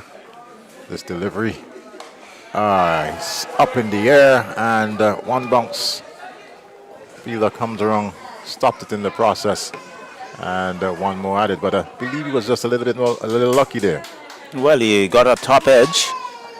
And he just lobbed more or less and dropping well short of a backward point, and the sweeper at a wide-toed man was able to come around, cover grounds, and into the and save 3 runs. So Gulshan will continue after there's a bit of a mopping up of the ball. Will turn now. There you see the playing that short fine line going right back on the fence.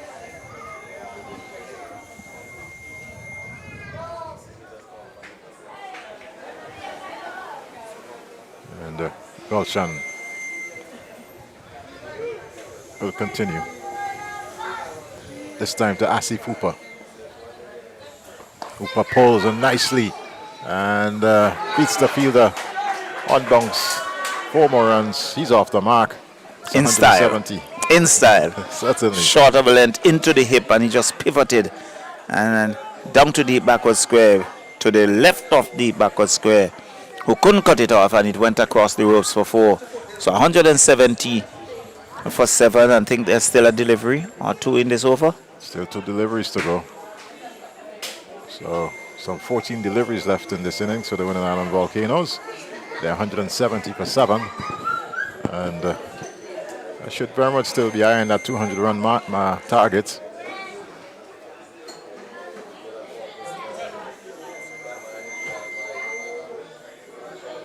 Gulshan.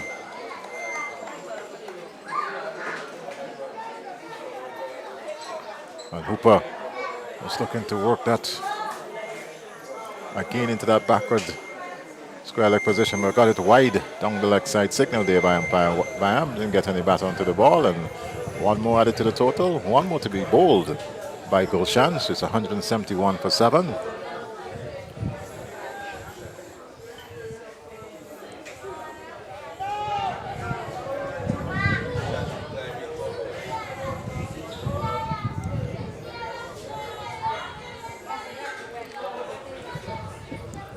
And Hooper wrapped in the pad. There's a loud appeal from the bowler, but Bam not interested. Batsman in the process picking up a single.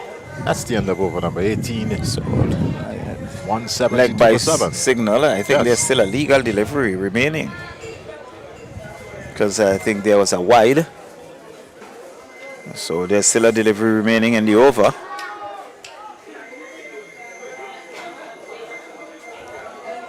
So I guess our scorer not being as attentive as ought to be, misguiding me on the screen, but such is life. There's that on final delivery coming in now to bowl to Descartes, and wide outside the off stump, another wide. Another wide signal, so he will have to bowl that again. Total now on to 173.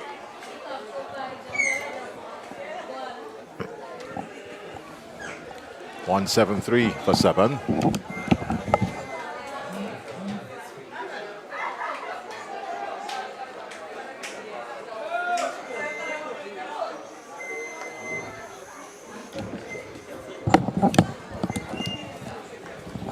Gulshan. Seems as if the pressure is taking its toll on Gulshan. Well, let's hope he can wrap the over now with this illegal delivery and driven. And some no ball. Well, is he going to ever finish this over? And well, there was an opportunity to run out the batter there in Descartes, and the wicketkeeper dropping the ball in the process.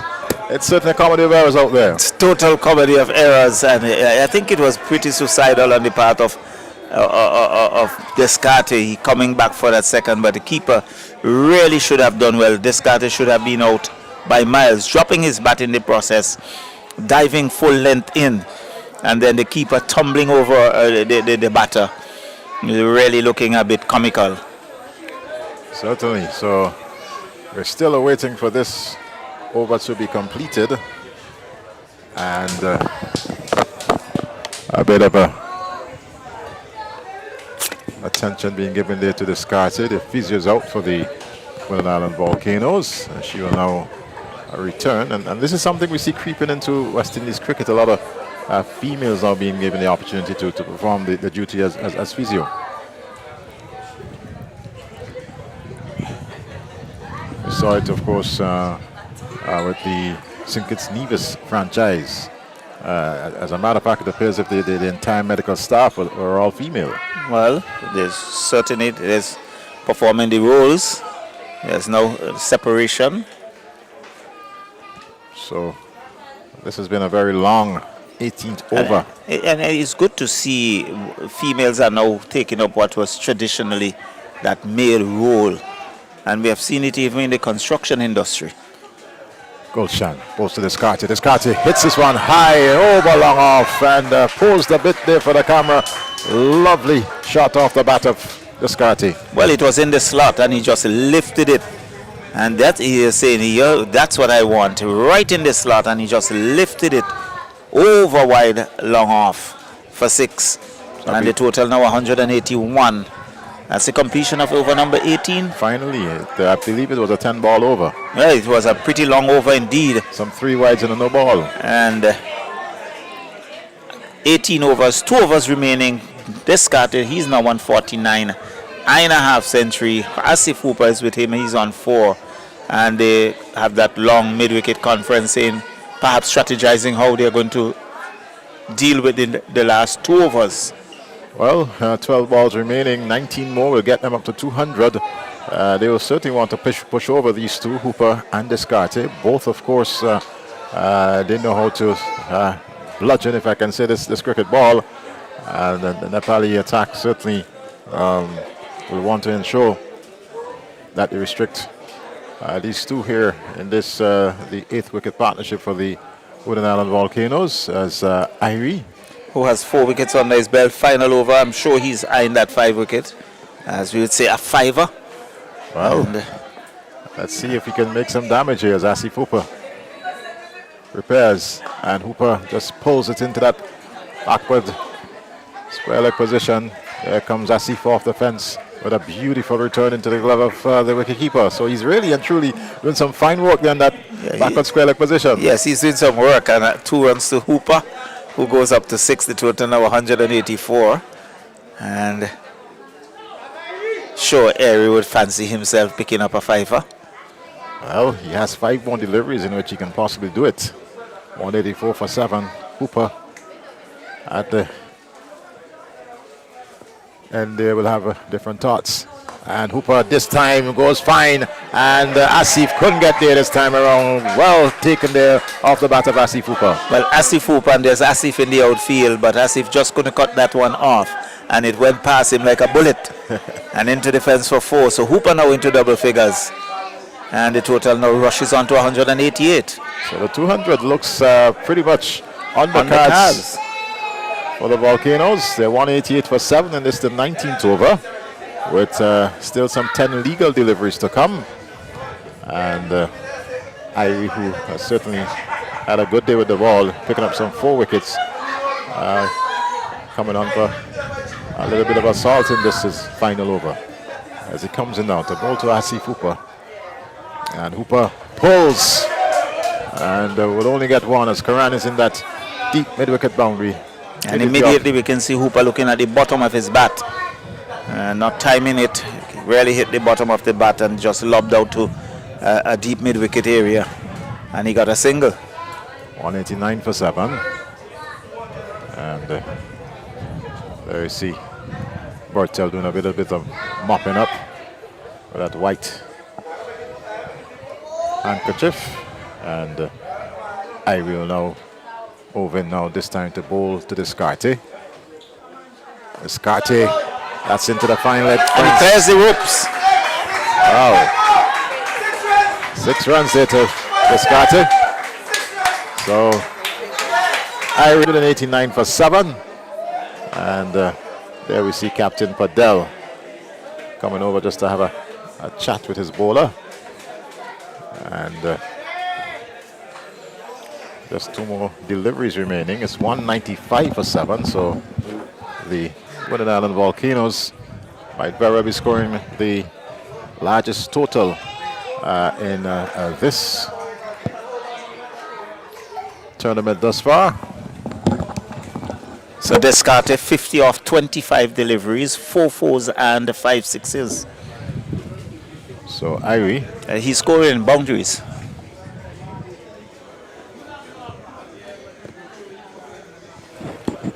comes in now to bowl to Descartes. He's walking into that one and wrapped on the pad. Gets a single in the process. I believe it's going to be a leg by. It is being signaled a leg by. 196 for the loss of 7, and they equal the top score thus far for the series. Well, definitely. So good comeback on the part of the Windwards, and definitely 200 is really on the card. Some 7 deliveries remaining. 196 for 7. I'm sure they would fancy themselves getting up to at least 210. Well, Irie turns there at the top of his mark, and will probably try to make amends this time to Asif Hooper. And Hooper hikes this one way over the deep backward square leg fence for 6. Well taken. And the 200 is up on the board. The 202 for the loss of 7. Well, certainly a very productive over indeed on the part of the Windward Islands. Airy, who had 3 good overs, picking up some 4 wickets, really was taken to the cleaners in this last over.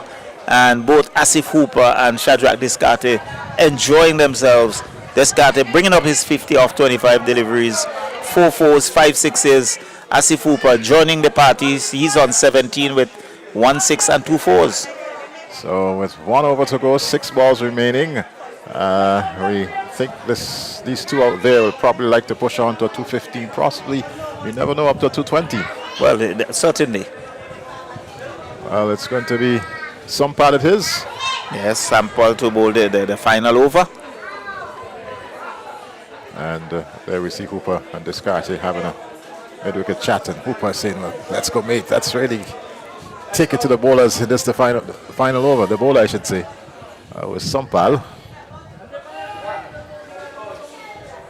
And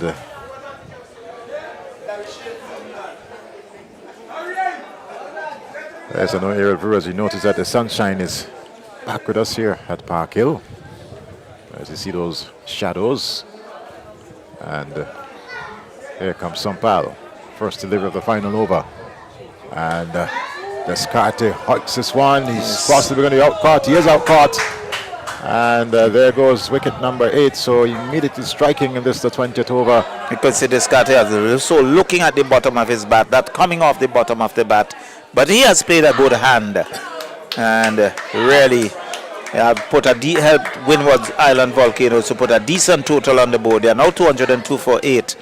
And really, he could be satisfied with his job. 55, 26 deliveries, 4 fours, 5 sixes. Really would have done it for Windwards in terms of getting over 200. Certainly. And he heads back to the dressing room. That's a bit disappointed in himself. Yes. And we see Larry Edwards making his way out to join Asif Hooper. Well, Edwards will take strike. And he also, if given the opportunity, can hit it. And hit it a long way. Larry Edwards. He's known more for his off spin more than anything else. But Sompal was struck, I should say, in the first ball of this, the 20th over. Would like certainly to ensure that things are kept very much that way for Nepal. Comes in now to bowl to Larry Edwards. Edwards punches it into the offside. Mid-off comes in. And it's good. Good play there from Edwards. Immediately getting Hooper, who's the in-batsman, to take the strike. And that's very sensible on the part of Larry Edwards. So Asif Hooper comes back into strike, and sure he will be fancying himself and clearing the boundaries on a few occasions, but Sample would have other ideas. 203 for 8, 4 deliveries left. This one is hit high and hard. The fielder's coming around, and is he going to take it? Does so. And if there's one thing with this Nepal team, they have not dropped a catch. They have done a lot of catching practice from what we have seen earlier, and they are taking their catches. Their ground fielding is what really creating the problem, and we can see. So that's the ninth wicket, 203 for 9, as I think is what? Redhead making his way out in the middle. So there goes Asif Hooper making way for Redhead. And with 3 deliveries to go, over the 200-run mark. But Parker is of such that if you don't bowl properly, you will certainly be finding yourself going over the ropes pretty often. So some 3 deliveries remaining in this 20 overs. Can Redhead survive? A delivery that he has to pull out of. And really and truly pounded in the pitch there by Sompal. And Redhead certainly going to one of the things Sompal must remember, that fast bowlers have very good memories. And Redhead, being a fast bowler himself, would push that in the back of the head, so to speak. Patrick Patterson, remember what happened back in the 80s there in Bridgetown, Barbados. As this delivery, Redhead looking to work it off the hip, didn't get back to ball. It's wide down the leg side. Signal by umpire Byam. But the story is that Patrick Patterson was bounced, I believe, by one of the Australians, and immediately went to the Australian dressing room the afternoon and say, tomorrow all of you are going to be dead. So said, well, not literally, but he came really out with guns blazing, with immense pace. And had the Aussie batsmen in all sorts of tangles. But this is a different type of cricket that is happening here. As Sompal comes in out to bowl to Redhead. And Redhead gets back onto ball into the offside. 1 more to the total. It's 204 now for 9. That's 205 for 9. I think the final delivery coming up. 1 more delivery to come. Yes. So 205 for 9. And Larry Edwards comes back into strike. So Edwards to face the last delivery. 205 for 9.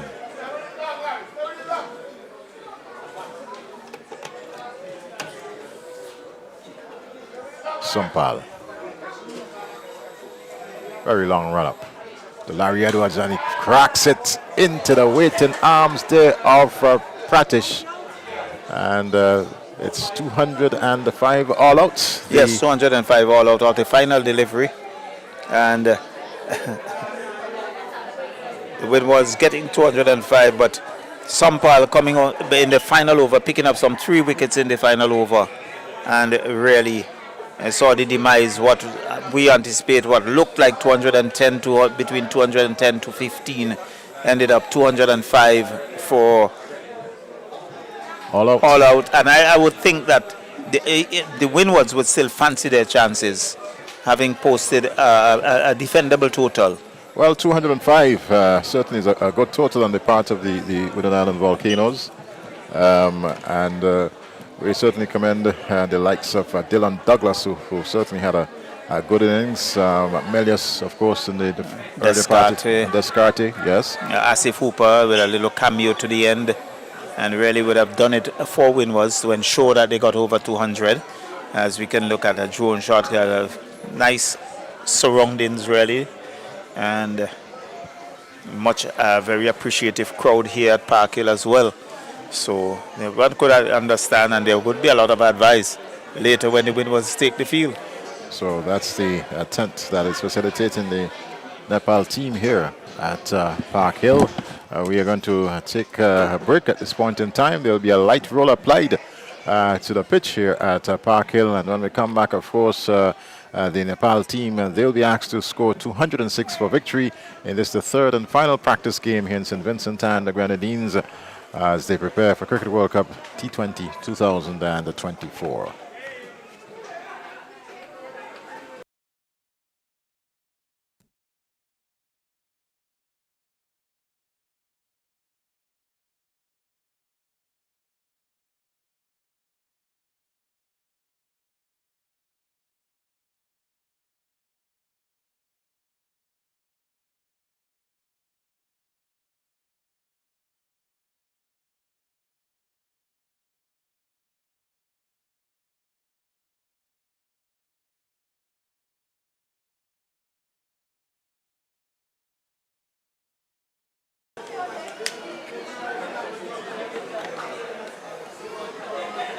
So it's just a bit of the scorecard. Keman Emilia Scott, Bol Kamal Airy for 12.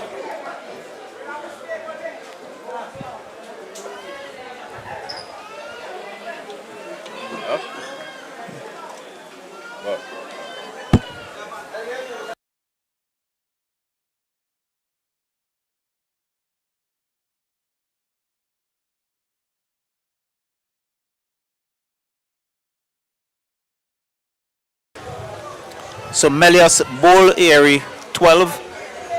Stephen Pascal, Bol Saka Dakal for 20. Kavem Hodge, caught.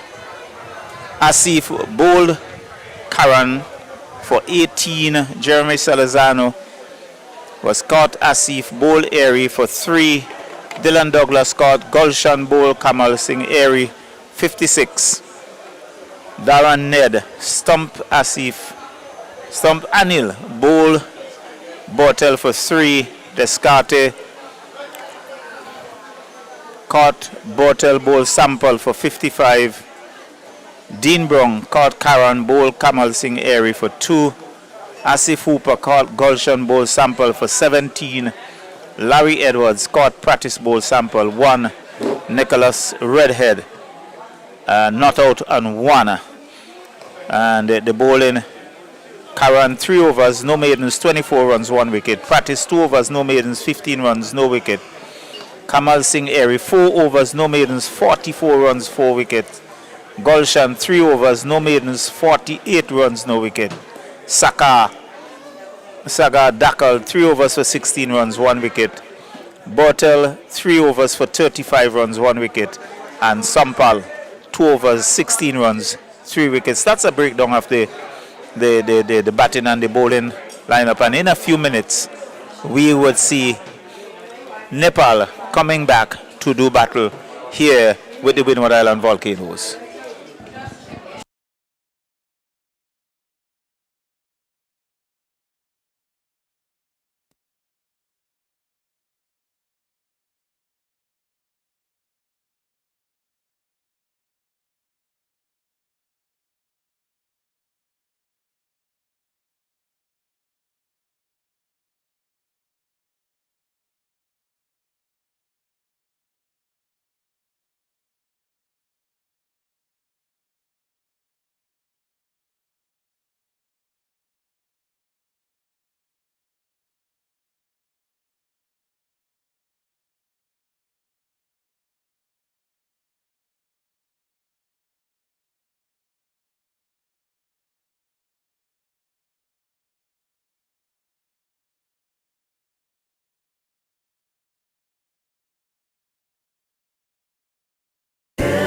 mountains, aye, aye, aye. Man, woman, jai, aye, aye.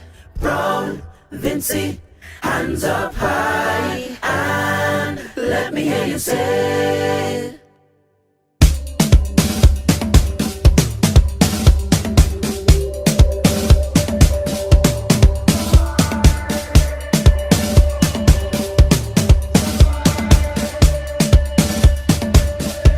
Somebody take me home, home.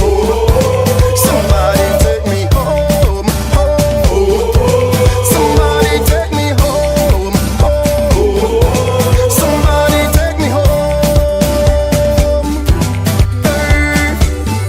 So many places in the world, so many beautiful things to see, but none of it compares to home. I'm from paradise, SPG.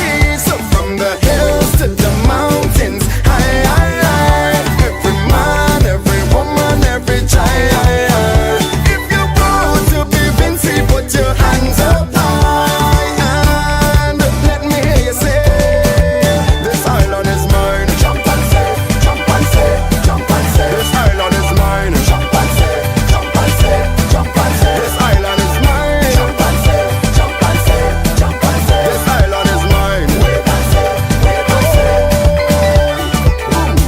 Take a drive to the countryside, drop the window and feel the vibe. There's no other place I'd rather be. Me Vincent girl by my side.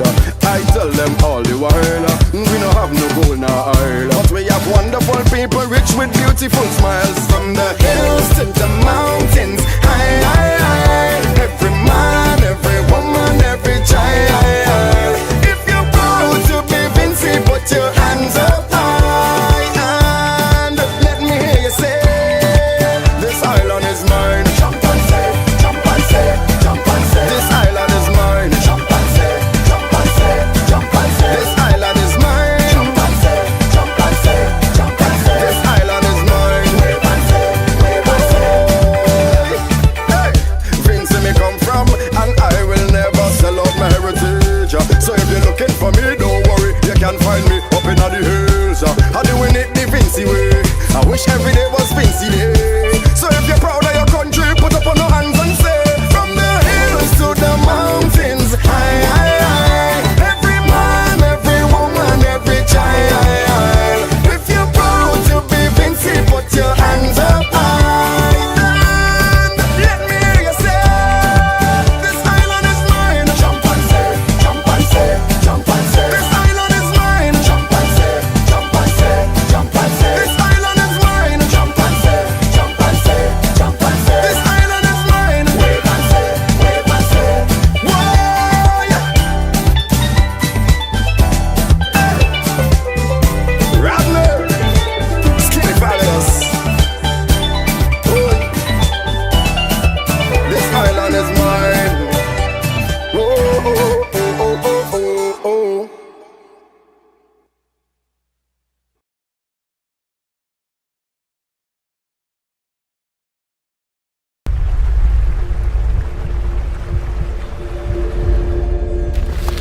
In the heart of the Caribbean lies a hidden gem, a paradise waiting to be explored, where every corner tells a different story, a place where nature finds its solace. Each swaying palm, each grain of sand, crushed volcanic rock have formed black sand beaches that surround the island. Gentle waves kiss the shore, inviting you into its blue waters. Each beach a canvas painted with the hues of paradise. As the sun sets, the rhythm of life continues with the beat of the Vincent culture. In St. Vincent and the Grenadines,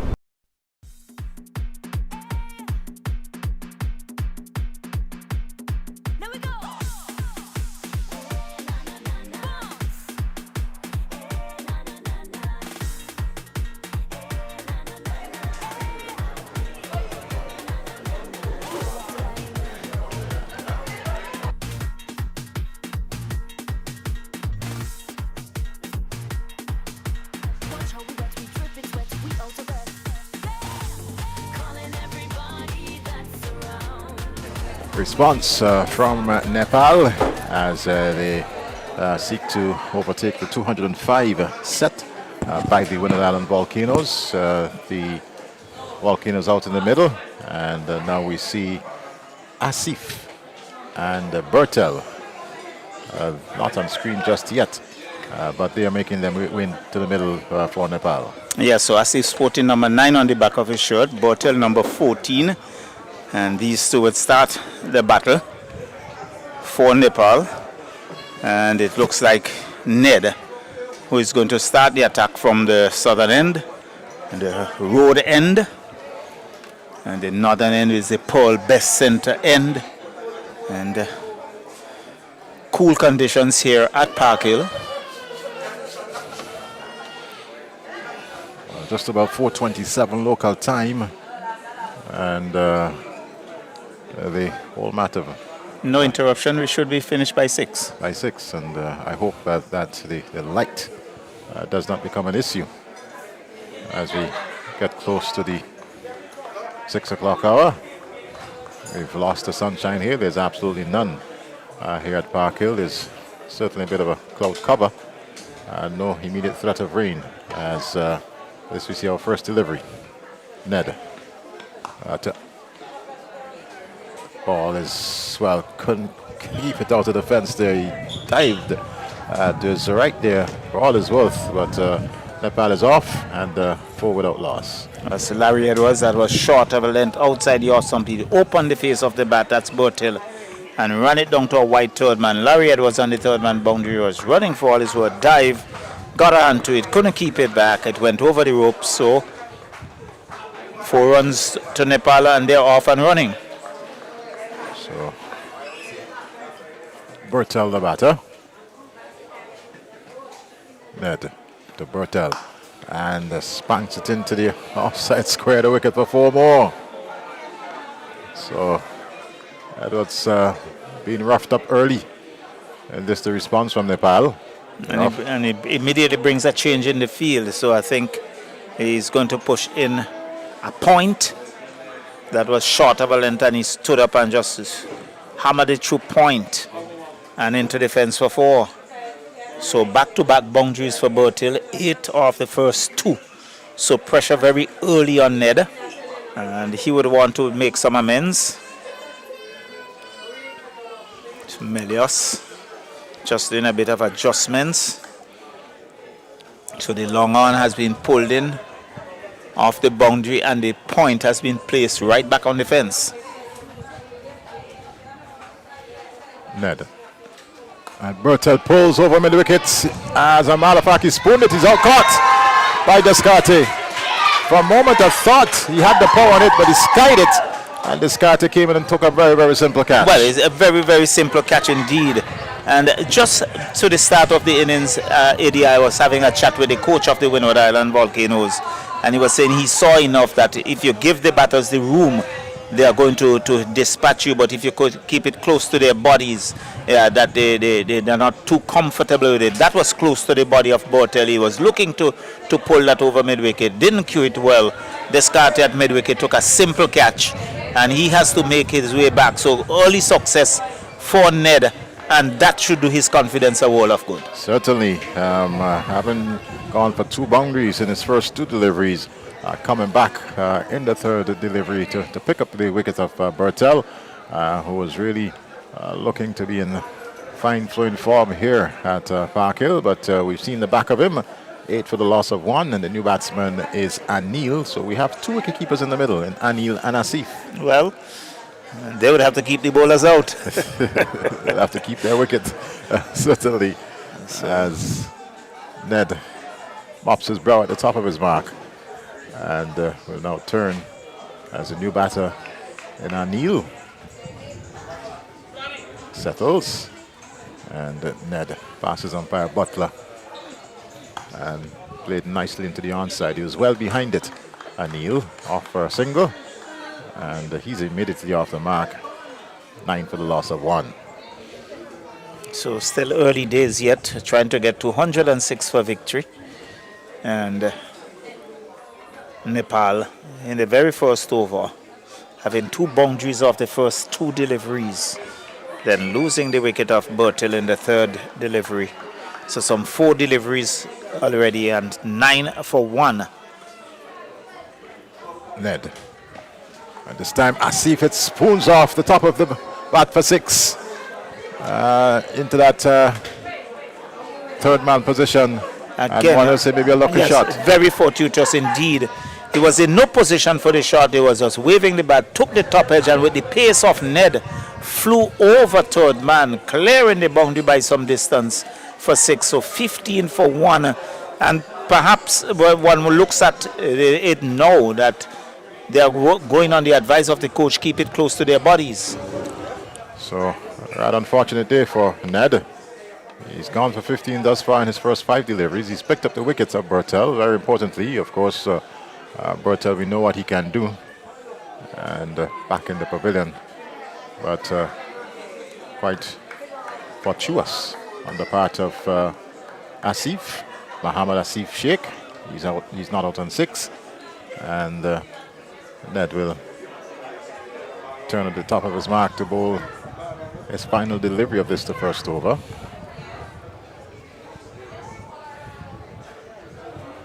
Races in now.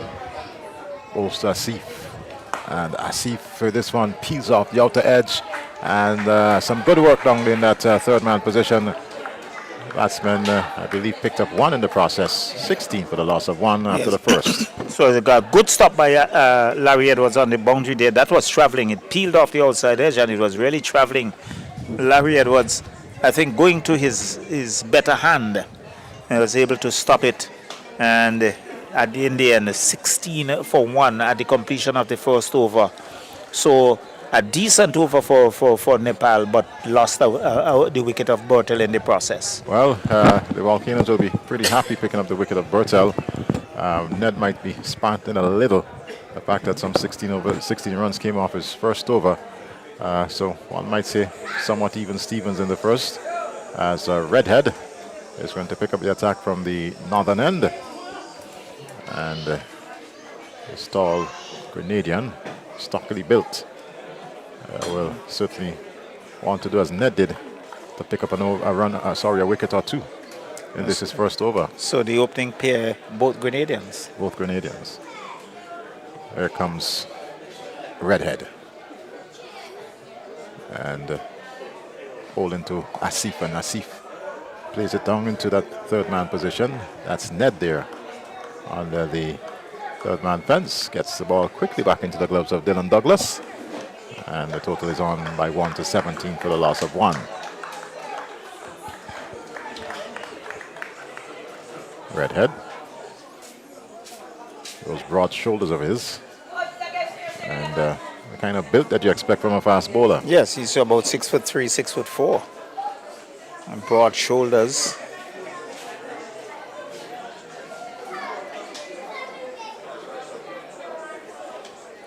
Runs away from the northern end now to bowl. This time to Anil. And punches into the mid-on position. And fielders quickly in there, but can't stop the single. One more. 18 for 1 and good running. Larry Edwards, good. He's covered ground very quickly, but good running at the part of the batters for Nepal. He just played it with the soft hands. Edwards had to cover some grounds and they threw very easily for the single. So Anil Kumar, he's on 1. It's 18 for the loss of 1. And Redhead at number 32 on his back. And he's starting from just outside the 30-yard circle. And he saw a pretty long run. Comes in now to bowl to Asif, and Asif works it again down to that short 3rd man. They offer that quick single. He's run out. Is he? Umpire Butler says not out. He was in a perfect position, but I think it's just about making his ground. And Butler very quickly, they do not have the benefit of the replay. Butler very quickly shaking his head and saying not out.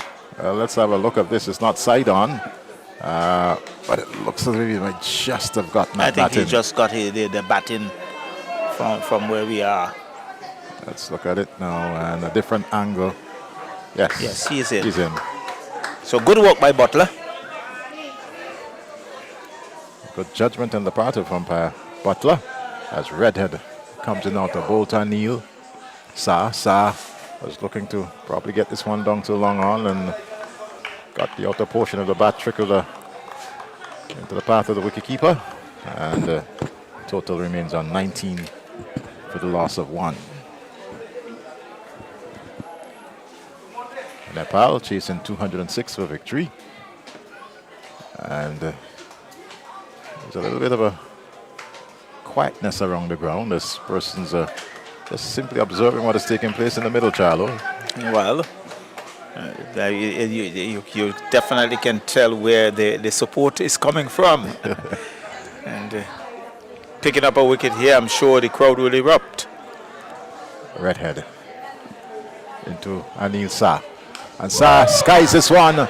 And there is Kavim Hodge getting under it and takes a well-taken judge catch. Well done there by Kavim Hodge. Wicket number 2. Well, perhaps I predicted it. As you said, getting a wicket here, the crowd will come to life, and they certainly did. Hodge making very good judgment there. He was settled, he took it, and the second wicket goes down at 19 for 2. Let's look at this replay here as Hodge settling under this one and bucking it in and conscious of the ropes behind him, but certainly did well and taking the second catch of the innings for the Winning Islands. Nepal, they're 19 for 2. Well, certainly he was very mindful of the ropes, and he was very quickly turned around to see how far he was or how close he was to the ropes, and took a good catch. And it's 19 for 2 as we see Captain Rohit Padel comes out to do battle. So he has a job on his hand to pull his team out of the hole that they find themselves in after 1.5 overs. So 19 for 2, the diminutive Rohit Padel. Very short play indeed. And mindful of the fact that he has a lot to do here if Nepal are to make their way up to that 205 for victory here this evening. They're 2-0 up in this practice series as Redhead races past the umpire Bam, and Padel flashes of one wide outside the off-stump, signal a wide by umpire Bam.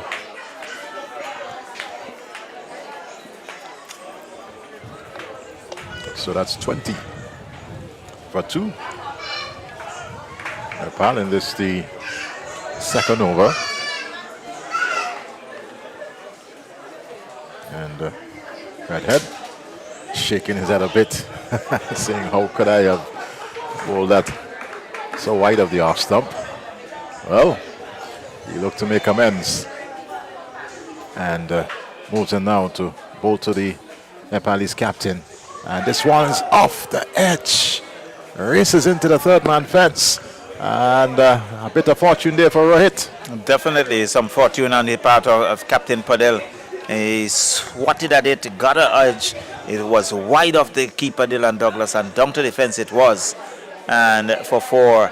So at the end of over number 2, it's 24 for 2. 8 runs coming in that over. You can see Douglas there smiling and saying, hey, that one eluded me. Yes. And so 12 runs and over, and we can see Descarte to pick it up from the southern or road end. So Shadrach Descarte to bowl the third over, replacing Ned from the southern end, or the road end, as Charles called a while ago.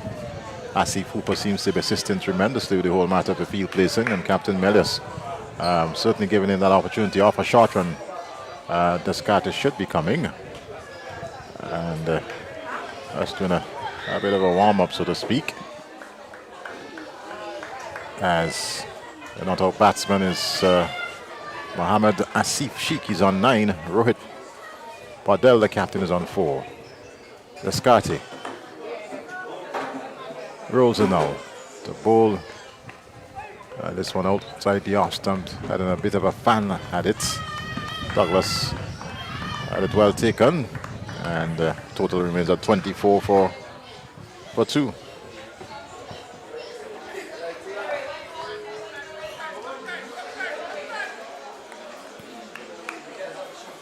There's umpire.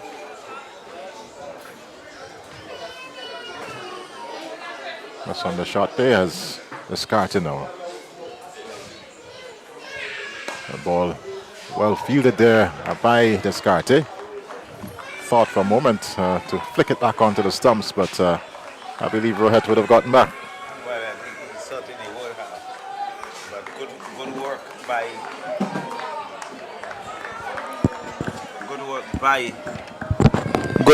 But good work by Descartes. And outside the off stump and again fanning at a wide delivery. And Descartes looking at Butler as to why did you call that one a wide? As you can see, having a quiet word there with Butler. Umpire's decision is final. One of the things we noticed in the IPL that you could have challenged the umpire, called for a review. We do not have that facility here. And this one is punched square the wicket and beaten the field in the process. As a matter of fact, he almost, who's that fielder there? It's Pascal. Pascal almost lost his trousers in the process. And 4 well taken runs off the bat of Mohammad Asif. He's on to 13. It's 29 for the loss of 2 wickets as Descartes.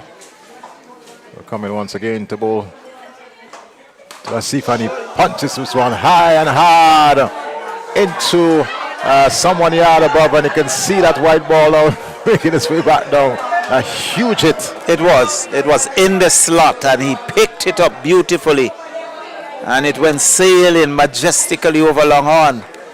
There you see a little boy, he's at home above the ground. Very soon I think that ball would be retrieved, but really was a good hit there by Asif, and the ball has been returned, and the total goes on to 35. We are in over number 3, so they are going at a good run rate here. So we say thanks to that family. If you're watching us on VC3, well, yes, they're also looking at it live, but thank you ever so much. It seems as if he's done a whole lot of work with that. Yeah, so he's standing there with hands on hip. Here comes Descartes, and pulled, and this is one that's going to get close to the boundary. I doubt Hooper's going to pull it back. He doesn't. So Hooper not wanting to punch the covers. A very sensible move on the part of Hooper. Yes. And 39 for 2, so Descartes is coming in for some stick here. For some good sticks. Some 15 runs also. Well, at 24, it was 24 after 2. It's now 39, so 15 runs already in the over.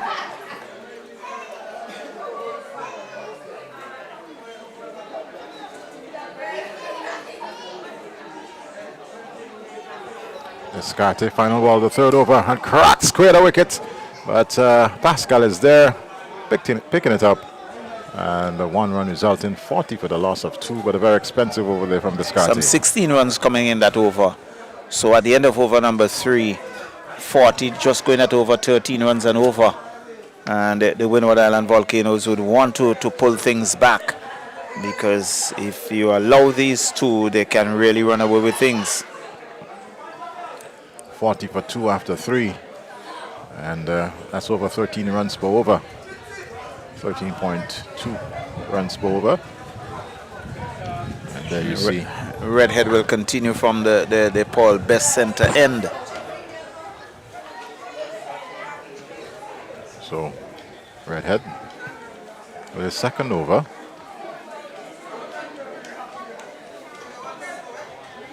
I see Windward Islands continue with this all-pace attack. And this delivery, Anil is out caught behind. is looking to run it down to third man.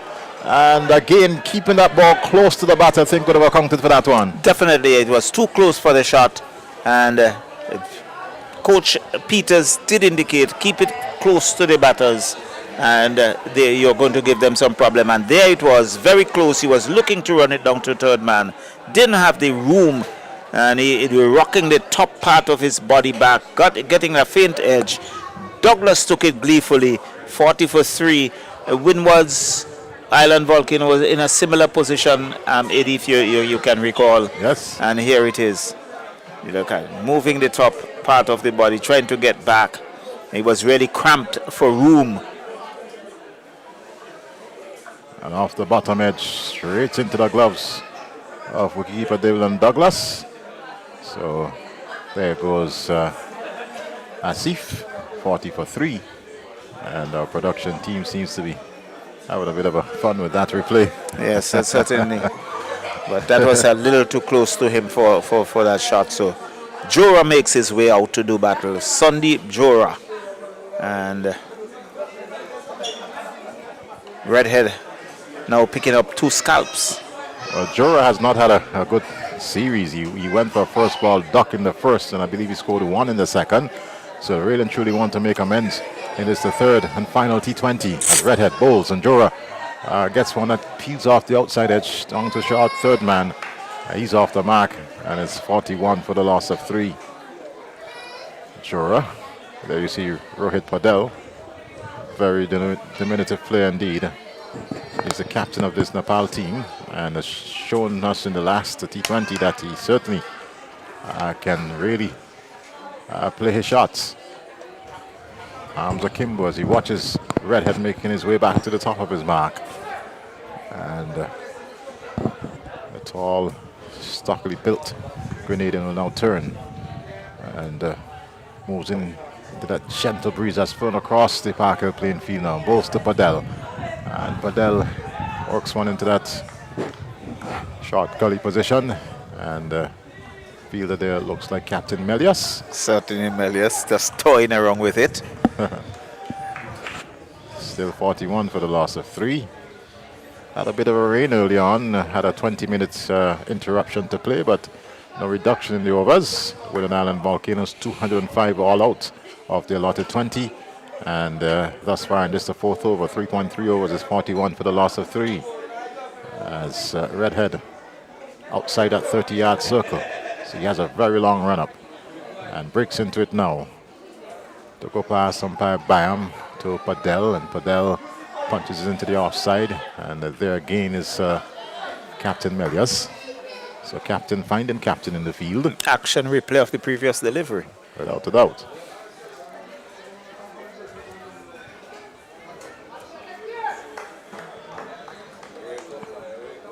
So a pretty tidy over so far by Redhead.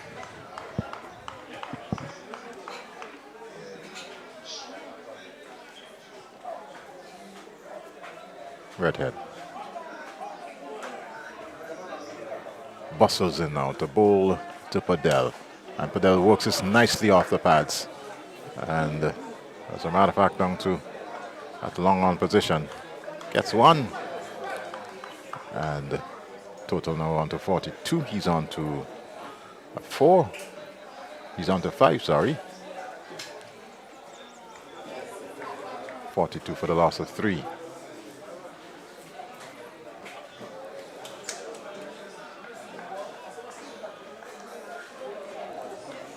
So that's Ned. He didn't have the best of first overs. But Redhead, who's really and truly made an impression, comes in again this time to bowl, and Jora is in defense, working it back along the pitch and feeling his bowling there. That's Redhead with a good over. A very good over and a successful over on the part of Redhead and Windward Island Volcanoes. So at the end of over number 4, 42 going at just over 10 runs and over. Perhaps 10.5, and we see immediately now the pace attack from the southern end has been pulled out, and we can see Kavem Hodge with his left arm spin, who is going to pick it up from this end. Well, it's been an all-pace attack, but as we are about to see this 5th over, Kavem Hodge being pulled into the attack by Captain Melias. And of course, this is an opportunity for Sundeep Jura. As I said early on, not having the best series thus far. A delivery that is driven into the offside finds Asif Hooper in the way. That's Bodell. And quickly getting it back to Kavem Hodge. Hodge. Again to Padel. And Padel drives again into the path of Hooper in that cover position. Well, he should have done better with that. It was a low full toss. And he drove it firmly and straight to Asif Hooper, who fielded well. And there was no run. This delivery was pulling, and well, a good attempt down there. Looks like Descartes. Well, that's gone for 6. I think he swung that from outside the off stump. Yes, and found that whitish long on position, and there you see Descartes again on his knees, retrieving the ball, and he'll walk around the covers, but in the end, shot there, earning Nepal and the captain 6 more runs. 48 for the loss of 3. Hodge to Rohit. This time outside the off stump, and he works it fine into that backward point fence. That's 4 well taken runs. Certainly well played there by Rohit. Yeah, he recognized Hodge. The previous delivery was tossed up. He was swung over wideish mid wicket. He got 6.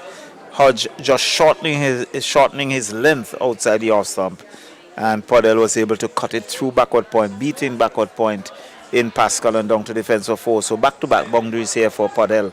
So pressure on Hodge immediately. Well, the 50 is up in a GP. 52 of 4.4 overs. 4 overs and 4 balls. But Nepal on the attack. This one is driven into the cover region. Good work there by Asif Hooper. Dive into his right. And naturally bet on the left side, but showing that he's also good going to his right. And avoiding any addition to the total. 52 for the loss of 3. The final delivery here from Kavem Hodge. And the work down to third man. Throw comes in very quickly, but no threat at all. I think it's a weak throw on the part of Larry Edwards. And they were through comfortably for that single. Some 11 runs coming in that over. So that's the end of the 5th over. 53 for the loss of 3. And Waddell has responded in a big way here for Nepal. They were under a bit of a pressure, having lost those 2 quick wickets. But Padel, one may say, with those lusty blows and in that last over, certainly seeing to the Windward Islands is not going to be an easy road. Well, Asif Hooper, who has been pretty outstanding in the field thus far, he's going to pick it up from the Paul Best center end, the northern end of the ground. So it's now an all-spin attack on the part of Windward Islands Volcanoes. Asif Hooper. Ball head baited. And it is not managed to had a top of the DL. good cameo. Top of the DL.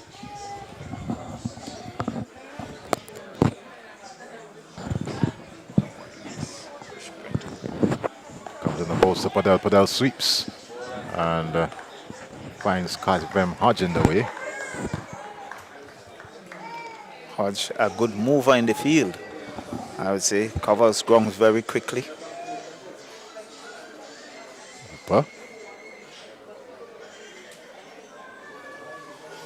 To the Nepal captain, and he strokes it down to long on. And Larry Edwards is down there making somewhat of a meal out of that one, but he got it back in. And pretty quickly, and deter them from taking a single. That should have been a single. Jura, a not-out batsman.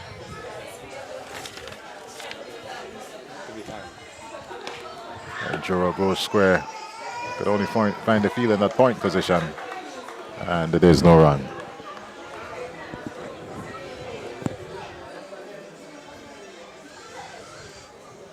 Hooper. again to Jura. That one is well up.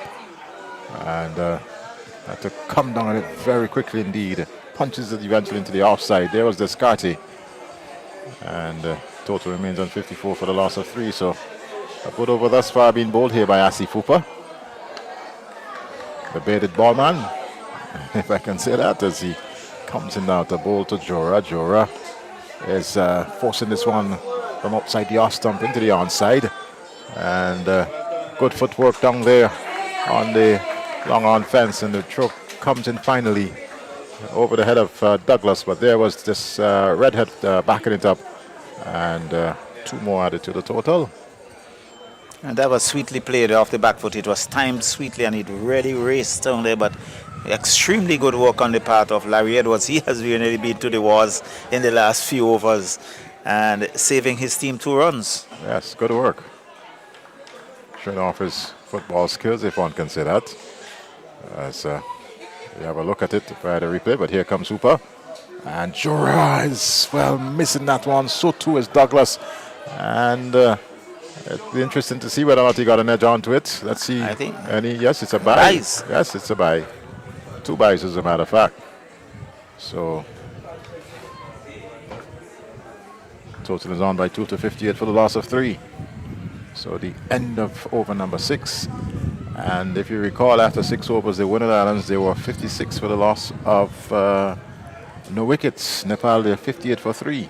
Well, according to Duckworth Lewis, at this stage, Nepal should have been 68. So they're 10 runs behind on the Duckworth Lewis. Should we have an interruption by rain at this point in time? That is certainly not in the offing. As you see Jura on screen there at the non-striker's end. Hodge is going to continue from the southern end.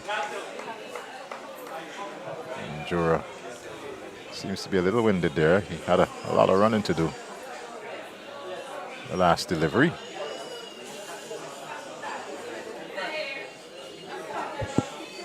And Hodge for the Windward Islands into bold, and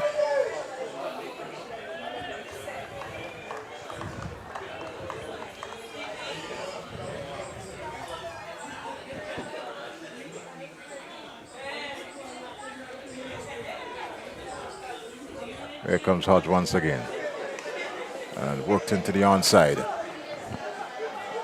2 fielders converge on it, and good return coming in there. 1 bounce hitting the stumps, but Captain Podell was firmly in his crease, had his bat firmly planted, and no chance of a run out there, Charlo. So it's 60 now for 3, but a good return, and really Podell making his ground, and so he was in no danger whatsoever. And umpire, but by not far away, having his eyes on things. I think that was Salazano coming off the boundary. Here comes Hodge, and the Jura poking at one outside the off stump, asking the question. Nice Podell. But then the umpire indicated that you also moved towards the ball, so can't be called a wide.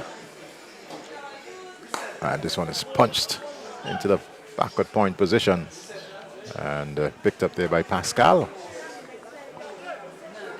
1 more to the total. It's now 61 for the loss of 3. Nepal in this, the 7th over. Here comes Kabim Hodge, and driven. Fielder comes around in that extra cover position and gets a good, strong return into the gloves of Douglas. But 1 more added in the interim. 62 now for the loss of 3.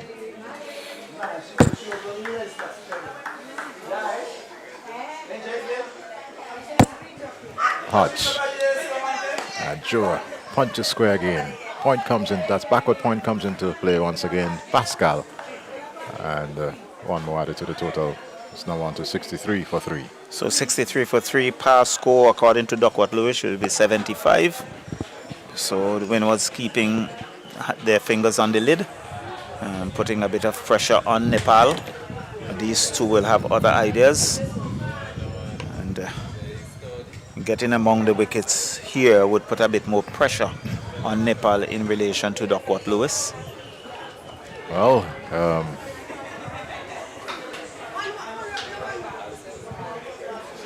Windward Islands will continue. Asif Hooper from the northern end.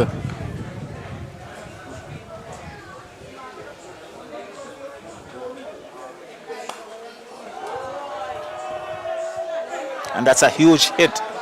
Huge hit. That went to the top of the hills. And we see Padel favoring that shot. He had a good swat and it went sailing.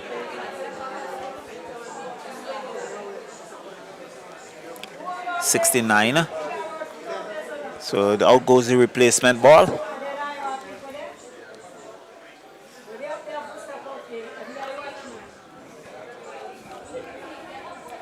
So playing at Park Hill certainly would have to have a good bit of replacement balls, Eddie. Well, certainly there's a lot of vegetation around the ground, as you'll notice in the distance. This is a farming community. There are a lot of banana trees and, of course, mango and coconut trees and a lot of shrub around. And the moment you clear the ground, that's where you're going to end up. And that one was on the hilltop. And so have a replacement ball already selected. Asif Hooper will continue to bowl to Padel, who is on 26. Talk about mango trees. It is mango season. I don't know how much of it you've eaten thus far. Well, I have had quite a bit of it, and I would endeavor to do my best during the season. Well, same here. Certainly it's a season that I look forward to here in St. Vincent and the Grenadines, those sweet mangoes. And this one is neatly worked there by Padel, getting himself another boundary, 4 more runs. And there is Asif Hooper bleeding a bit of runs here at this point in time. Well, I think I was looking at red head. I'd love to see that replay. But it was neatly played by Padel. He goes on to 30, really leading the charge. He's now 73 for 3. And now long on comes into play. Pascal picking it up, tossing it in, back to Hooper, who will now this time bowl to Jura. He's not out on 5. Padel has moved on to 31 as we see this one again, bringing long on into play. And Jura is on to 675 now for the loss of 3. So keeping a fairly good scoring rate is Nepal. Outside the off stump, and that one cramped him a bit as he looked to go square of the wickets.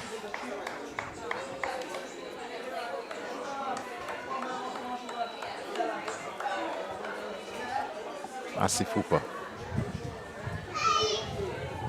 as Jura fiddles a bit to the bail there. And this one, Padel hits high. He might very well be out caught. No, it clears the fence. Good shot in the end there from Padel. So clearing the boundary, picking up 6. So Hooper under pressure. Over number 8 comes to an end. And Nepal just about it. They should have been around 82 at this particular stage. 81 for 3 and really keeping in the hunt. Well, Captain Rohit Padel, he's leading from the front. He's 37 not out. It'll be interesting to know how many balls he faced thus far, because he's really and truly raced to 37. Yes, and he has hit a couple of 6s in that as well.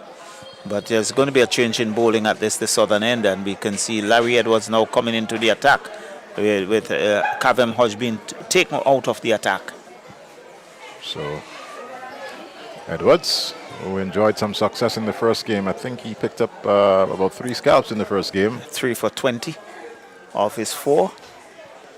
So Captain Melius calling on him at this point in time, as Rohit Padel certainly looking to take the Windward Island bowlers to the cleaners, and he's been successful thus far. 81 for the loss of 3.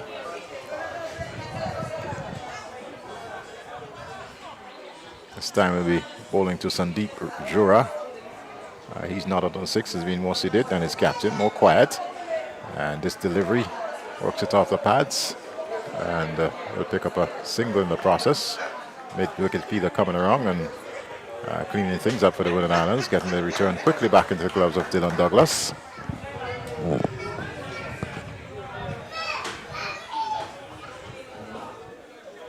Edwards. We're in at number 4.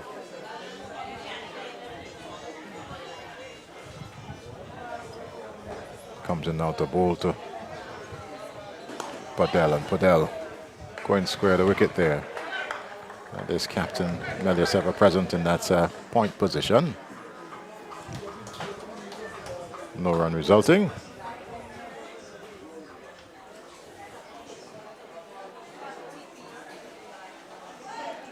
And this one works nicely down to that whitish long on position. Fielder comes in, and just one more added to the Nepal total. It's now 83 for the loss of 3. Larry Edwards now to Jura. And Jura gets one that stands up outside the off stump and gets it down to that short third man position quickly off for a single. And adding to his total, he's now on to 8. So Jura is doing it in the singles. Meanwhile, his captain Padel, who's there on screen, really and truly looking to clear the boundaries often as possible or get close to the ropes. This delivery, he's back in the crease outside the off stump and looks at the umpire as if to say, well, that should have been a wide. But has no interest in it.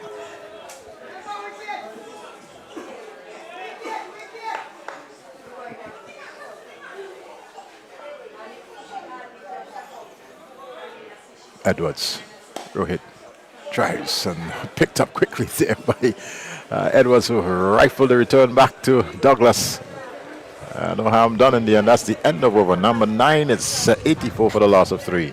And par total should have been 89. So they're just behind by some 5 runs. Still have wickets in hand.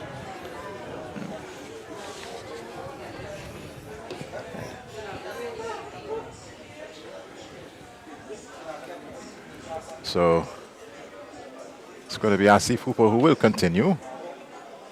You see Shadrach Descartes, they're having a conversation. It looks like Descartes is going to pick it up from the Paul Best center end. Very well, because I was just about to say Hooper came in for a bit of stick in his previous over, and himself along with Descartes and the captain having a discussion. And it was decided Descartes should be given the opportunity to bowl this 10th over. Shadrach Descartes. Shadrach, Meshach, and Abednego. It seems to be very biblical. Having a good knowledge of the Bible. Here comes Descartes. Passes umpire Bam to bowl to Jura. Jura pushes into the offside. He's off a quick single, and had he struck there, would have been run out. That would have been gone by the distance. Yeah, but all he needed to do was to get it into the hands of Descartes. He was standing over the wicket there. He went for the stumps and missed it completely. And an opportunity going a begging day for the Windward Islands. So, look at it. Descartes There's was no way that the really- player's in the frame. Yes. That should have been lobbed back to Descartes, and Yes. who would have taken, who was in the best position for that run out. There he was. And Prela now coming into the frame. Descartes, and well, going down the wicket there, missing it completely. Was Padel. I think he was beaten a bit by the pace taken off there by Descartes. He's a lively right-arm medium pacer. Over the wicket now to bowl to Padel.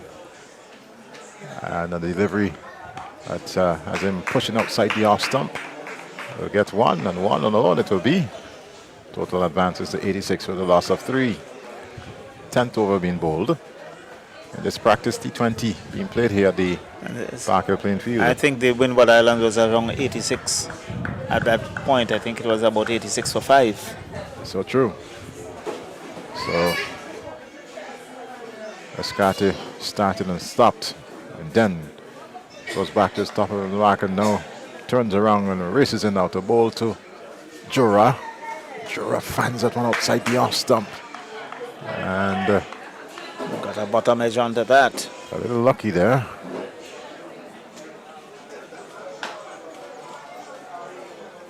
There's Wikiki Douglas. Dylan Douglas had a good innings, made what, 56? 56. Batting for the Windward Islands, Volcanoes. 28 deliveries, 4 fours, 5 sixes. Really took the attack to the Nepalese bowlers.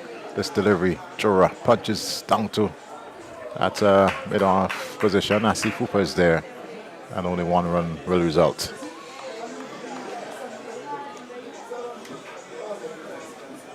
So, Descartes.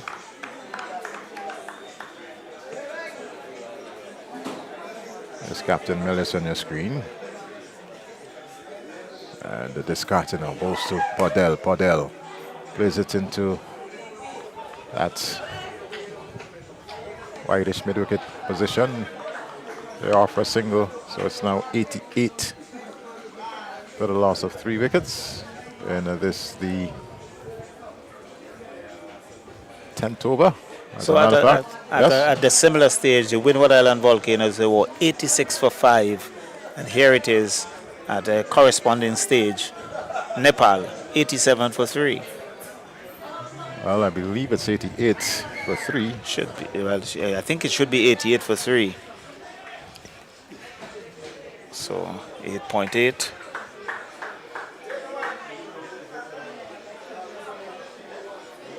So Lariedo's continuing from the southern end. And this one is going to go way over the bowler's head. As a matter of fact, I lost sight of it completely. That's gone miles. Well, certainly Podell is taking it to the bowlers. And so a lot will depend on Podell here. And he's really nailing it. And once again, we see the kids in that house just above us, not on screen, but they being assisting in the trying to retrieve the ball, and he's done so. Ball is back with us. As we see Rohit and Jura getting a bit of a liquid water being brought out. We also seen some, what looks like some fresh gloves coming out for Captain. No, that's for Jura. So 94 for the loss of 3 in this, the 11th over. And there you see the family in that house that is right close to the ground, and they're showing us a bottle of ginger wine, not ginger wine, but Gonsalves wine, a locally made wine. And this one is gone out well. Good work in the end by Asif Hooper. So 94 for the 96 for the loss of 3. And Podell goes on to 48. We saw some Gonsalves wine being shown there from the house as well. Very good eyes, Eddie. Well, it was shown on the screen. It was shown on the screen. Maybe we can go up and have a little bit after the game, Jalo. Well, perhaps what is it? What mixture it would be? Well, Larry Edwards has a different mixture in the middle. Comes in now to bowl to Podell. And Podell was looking to work one right outside the leg stump. And signal a wide now by umpire Butler. 97. 3. Edwards again. Beautifully played. Down the leg side, but good work in the deep. But looks like, is it Redhead or is it Redhead? Redhead. So a lanky figure of Redhead saving what possibly could have been 4 runs. So Podell goes on to 49. And he's sped to 49 indeed. He's really and truly put his team in a position where they can possibly pass this 206 target. As a Jura, high score of the series thus far. And this one finds Asif Hooper in that short third man position and gets a single. He goes on to 11.99 for the loss of 3. So that's Jura.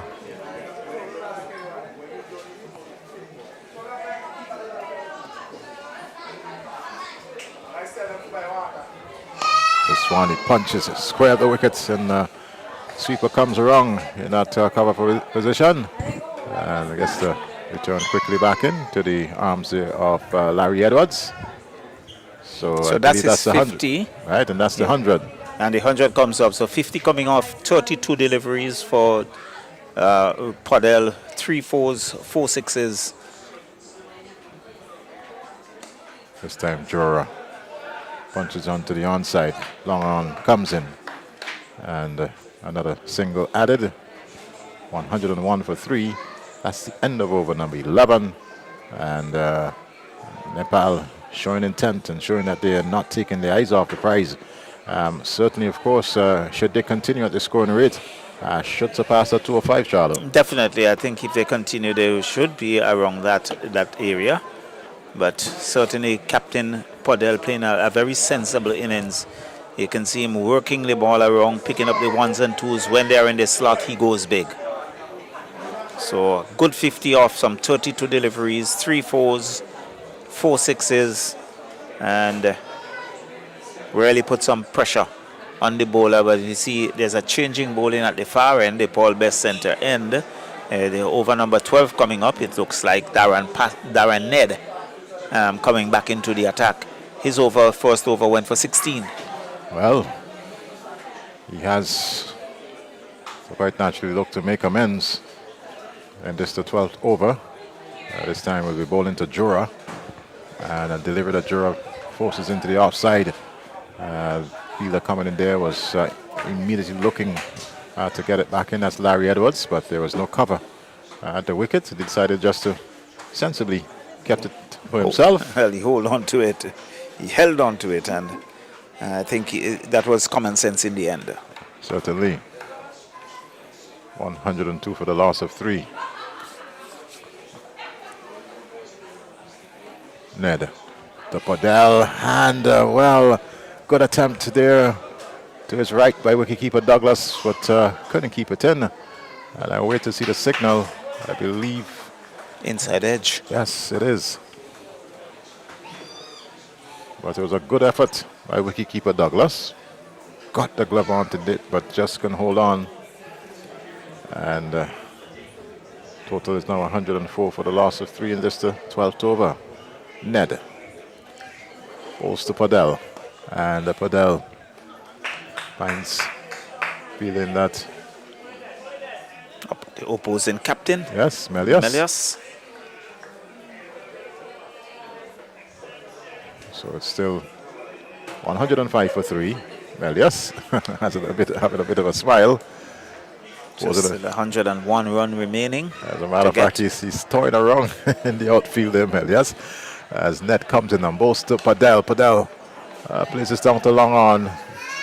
Fielder comes off the fence and Descartes gets a good return back in there to Douglas on their bunks. And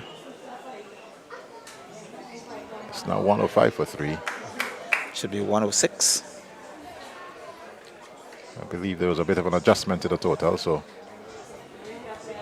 105. Ned bowling a better second over to Jura. Jura was looking to heave this over the bowler's head, but got a bit of an outside edge and it's trickled down to that backward square leg position. Gavin Hodge was down there on your screen and tossed it back in. 1 run resulting in 106 now for the loss of 3. Ned. Bustling run up as he comes in on bowls to Podell, and Podell swats this one straight into the arms of Pascal. That's the wicket that the Windward Islands needed. And there goes the Nepalese captain, gone for 53, 106 for 4. Well, 106 for 4. The wicket that I think the Windward Island Volcanoes wanted. Short delivery. I think it was above his eye line. He couldn't have no control. Swatted it out to deep mid-wicket. Pascal took a comfortable catch. And the disappointed Podell has to make his way back. But jubilation in the camp of Windward Island Volcanoes as they regroup and try to now strategize in terms of placing a bit more pressure on Nepal. 106 for the loss of 4. So 106 for 4. And Windward's just getting that prize scalp of Captain Rohit. And let's see who comes out. Gulshan comes out to do battle. So he joined Jora. Jora, who is on 14. And Gulshan, he's yet to get off the mark. He's yet to face a delivery.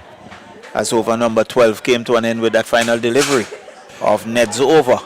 Yes, so successful over there for Ned after 16 in the first over. Coming back in a big way to pick up the wicket of the Nepal captain. So 106 with a loss of 4. And now Gulshan is there. This one, batsmen are off for another run. 107, and Gulshan will now have the opportunity to take his first knock. Yeah, so we see Hodge coming back into the attack. And Jora getting an inside edge out to square leg, getting a single. And he goes on to 14. And Gulshan, the left-hander, would now take strike. So Windward Island Volcanoes would want to press on and see if they can make some further inroads into Nepal's batting. Kavem Hodge, who took a very good catch early on. Didn't do as well as you would have loved to with the bat. I certainly like to do it to the ball. Comes in on both to Gulshan. Gulshan pulls this one. He's going to be out caught. Simple catch. Taken there on the long on fence. And he stands like in. Ned. It is Ned. So wicket number 5 going down. A dejected Gulshan making his way back into the pavilion. Well, it was short of a length. He rocked on the back foot and he just picked out the deep mid wicket to perfection. He didn't have to move. He just right into his laps. He took it gleefully, just threw it back rather nonchalantly, and Gulshan has to make his way back for a golden duck. So gone without scoring, and Nepal 107 for 5. And how quickly things have changed. Certainly. 107 for 3, it's now 107 for 5. So the new batsman coming in is Sumpal. And Sumpal would have shown in the first game that he can really thump it. Yes, he can bat. One because Nepal being 130 odd for the loss of 6, chasing 196 with some 4 overs to go, and along with Ivy. They tore this Windward Islands bowling apart and took the faster bowlers to the cleaners. Yes, and got to that target with 3 or 4 balls to spare. With 5 balls to spare, as a matter of fact. They got picture of the very first ball of the last over. So Sampal Kami takes his guard and looks around. Well, and interestingly, Sampal Kami, he was out for this game, but the injury to Irie, he came back into the attack. He chopped that was almost went into his stumps, past the keeper. They gone for 1, they will come back for 2, but he can count his lucky stars. That almost went into the off stump. So living a little dangerously there, Sampal. But the gods would have smiled with him. I'd say you have another opportunity. Let's see what you can make of it. This delivery. Again, he's out caught this time. And well taken there by wicketkeeper Douglas. Yeah, it is a brilliant piece of keeping there by Dylan Douglas. It's again Sampal looking to run it down to third man. Got that edge, top edge, and Douglas standing up, took it gleefully. And it's celebration in the camp of the Windward Island Volcanoes. Sampal goes back for 2. Well, so 106, 109 for the loss of 6. As Sampal makes his way back in. And a new batter will come in here for Nepal. Just awaiting Sampal as you look at the replay. And this one off the outside edge. Again, a little too close to him for that shot. Yes. And looks like Karan making his way out. It is Karan. As we have a look at this replay. And Douglas, you have to certainly commend him for that catch. So 109 for the loss of 6. And I certainly have lost 3 wickets for 2 runs. So the pressure's on. And how quickly things have changed. So Casey Karan. So Hodge picked up 2 wickets thus far in the over. And, well, we've not seen the sunshine for the last 40 minutes thereabouts, but it's been absolutely no impact on what's happening in the middle there. As there we see a replay once again of Sampal. But there's Karan.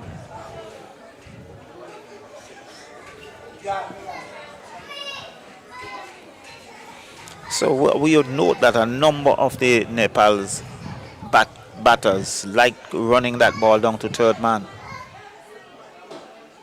Karan wrapped on the pad. There's a loud appeal. And umpire Butler not interested. I think he's indicating height. Yes. Douglas, Hodge in disbelief, but umpire Butler, I think Karan is just showing that he has an inside edge. Well, umpire Butler was unmoved. let's see if we can have a look at that replay. 109 for 6 as Karan nudging a bit here and there. Now settles. And ball is pushed into the offside. That's the end of the 13th over. Successful one. It is. 109 for 6. And really things have changed dramatically. Well, let's have a look at this replay. As Hodge comes in there to Karan. Let's see if he did get a bit of a tickle onto it. And it would appear as such as it. Let's see. Yes.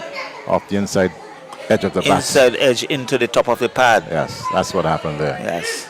So Butler certainly Perfect position. on top of things. Very good umpiring here on the part of Dayton Butler. He's an experienced campaigner.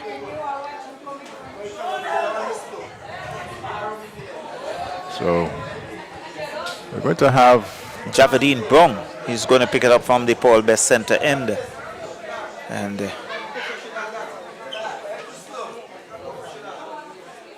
it's Jora who will be on strike. He's on 15.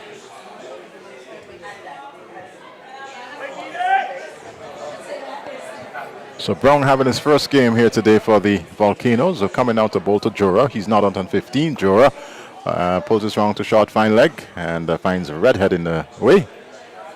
That's off for a single. And he's on to 16. No, led by signal by umpire Byam. Yes, signal now coming there from Byam.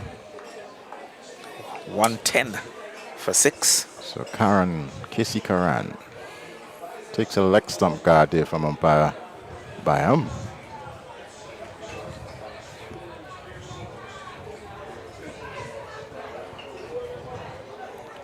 Brown into Karan and pulls this one around. As a matter of fact, didn't go in the intended area. Went over the head of wicketkeeper Douglas, and another fortuitous shot. Yeah, he's very lucky that he was looking to swing that down to fine leg, got a top edge and landed just a short third man. Really lobbed to a short third man area, and he got a single, so he's off the mark. So here comes Brown yet again to Jura. Jura swings and misses outside the off stump.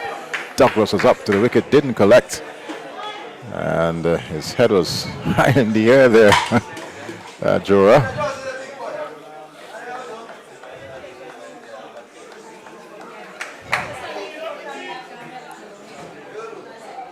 .111 for 6. Brown bowls to Jura. Jura this time gets bat onto ball, but Redhead is down there in that fine leg position. They take one, and that's all it will be as the return comes back into the gloves of Dylan Douglas. Leg by signal by umpire Byam. So Jura not getting bat on ball. Not getting bat onto ball.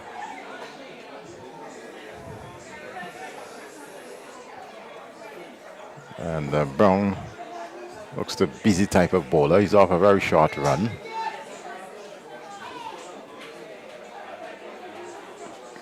And this time it's worked into the offside, into the cover position. And tossed back immediately to Dylan Douglas.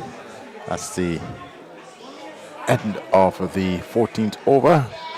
And it's 113 now for the loss of 6. And certainly, of course, Nepal being checked. It's been interesting to see what the Duckworth lowest total will be at this point in time.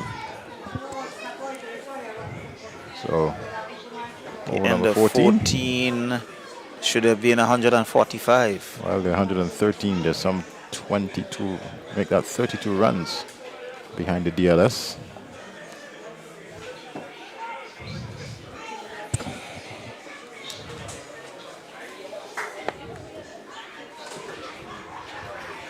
That's the trouble with the Duckworth Lewis. As you lose wicket, they score monks. Inside edge.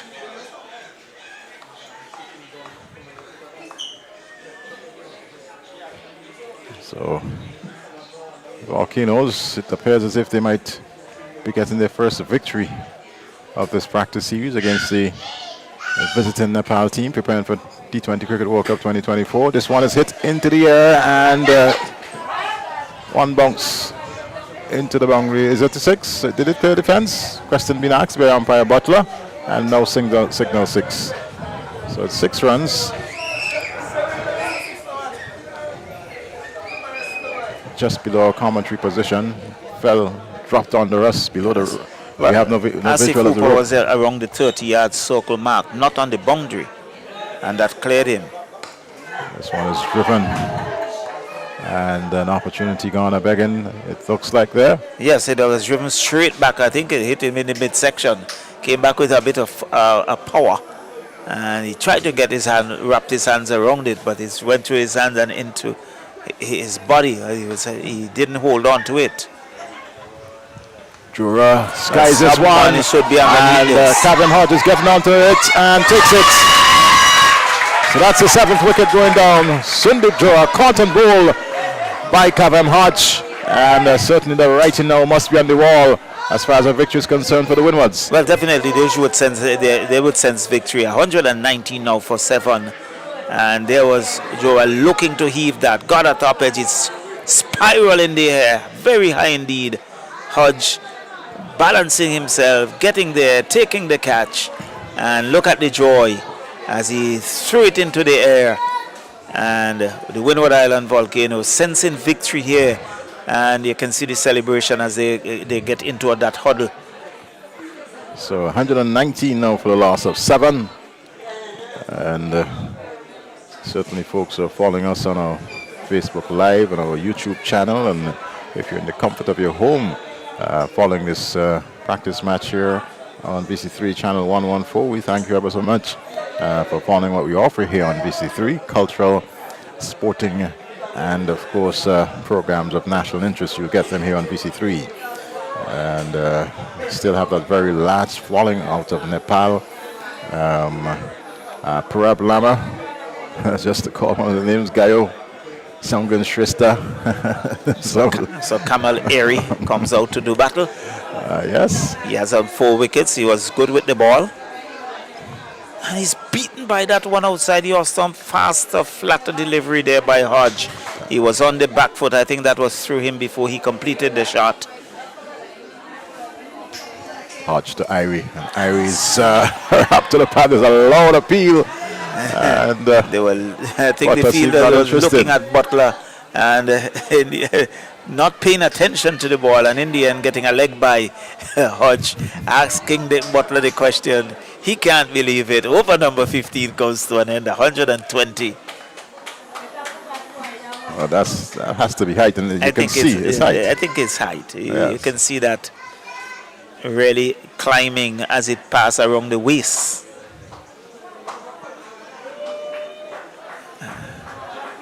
Well, might have been destructive.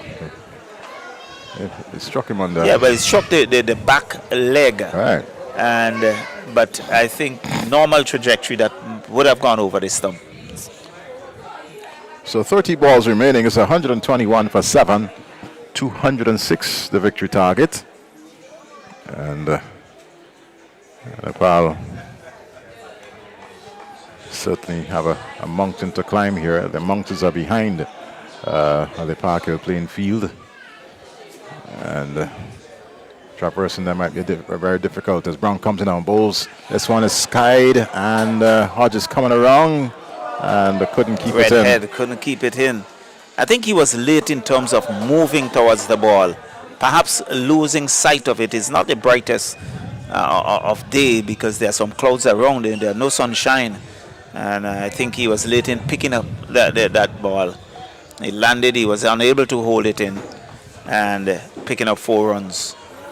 So Kamal Singh Airi faces up once again to Brown. And this one is a stifled appeal there from Brown as Douglas doing the cleanup work. Batsman taking a single in the process is 125 for the loss of 7. It moves on to 126.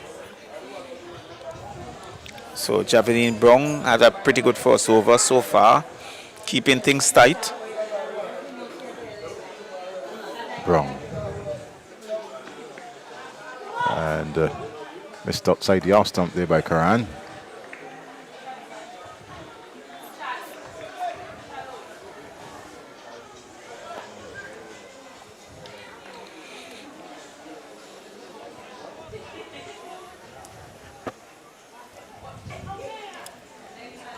One to 6 or 7 as Brown comes in now to Karan. And Karan, one bounce into the fence, and that's 4 runs. Seems to favor this era. Well, they seem to favor the onside.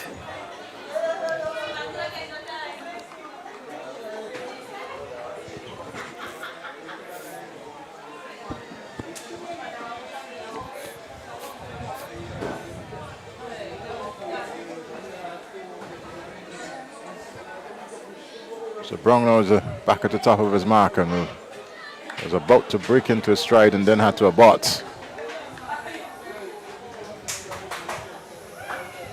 We're coming out to bowl to Karan. And Karan skies this one.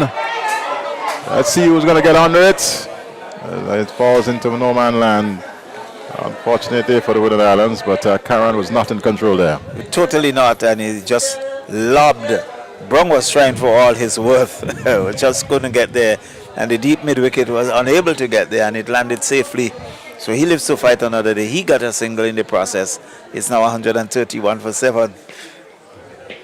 So Brown moves in yet again, and this one is hit high in the air, and I believe the catch taken there, well judged. Well taken catch. That's wicket number 8. Larry Edwards taking the catch. So Brown among the wickets, and Nepal sinks further into trouble. So Brown have bowled 2 tidy overs so far. He has picked up a wicket, and there is Kamal Airi looking to go big, getting a top edge. Larry Edwards circling and judging it well and taking it above his head. 131 now for 8. Some 4 overs remaining. 24 deliveries to get 75 runs for victory Nepal. But it will be a mountain to climb. And looks like Asif Hooper is going to come back into the attack. So he will bowl over number 17. So it's GC Practice who comes into strike to join KC Karan. And Karan is on 8. Practice yet to get off the mark. And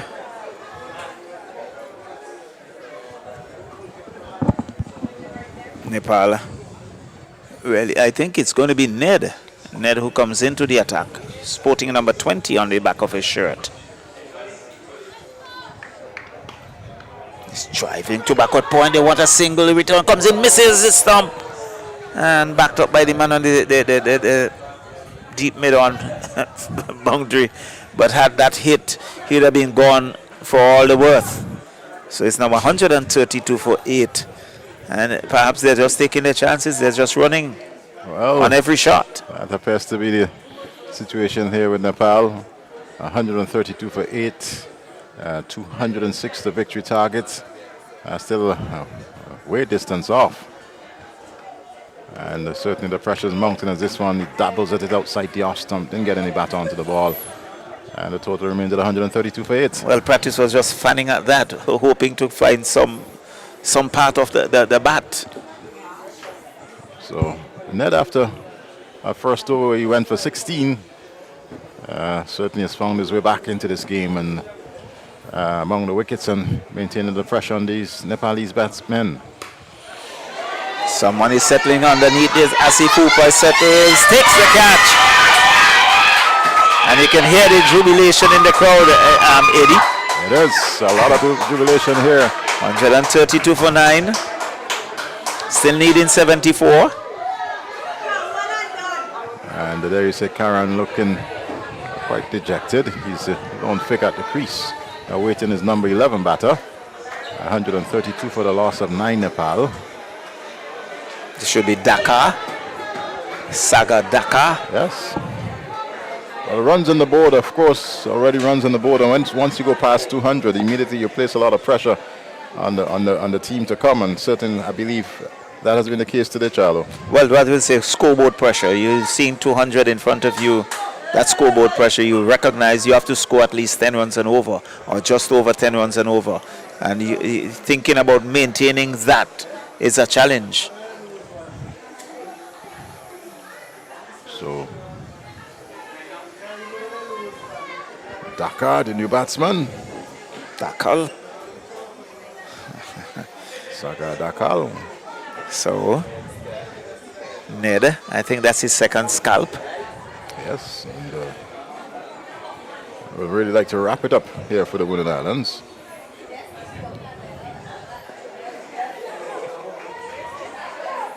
Dakal knew absolutely nothing about that one.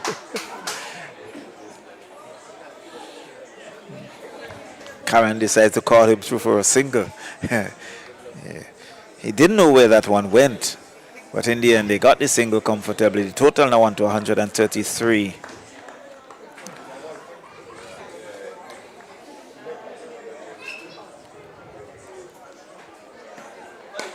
And this one, in the end, it's going to be 4 runs. He just calmly played it over the cover and into the boundary for 4. So, good shot off the bat there, Karan. Ned was looking for the Yorker. He didn't get it, and he just chipped it over the extra cover and dug the defense for 4. So, Ned.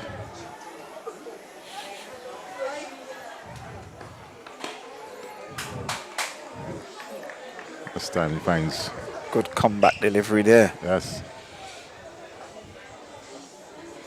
So at the end of over number 17, 137 for 9. It'll be interesting to know what's the DLS at this point in time. Wow. It must be somewhere in the area of the 160s. Should have been 195. 195. Yes. Yeah, 9 wickets. When you're losing wickets, Yeah, 9 the rate goes up.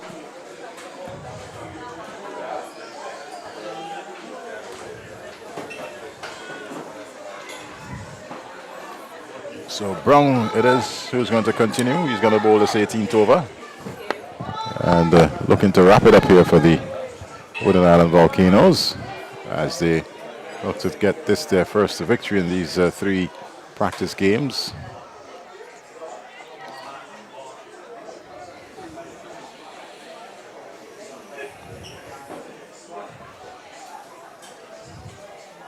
Brown.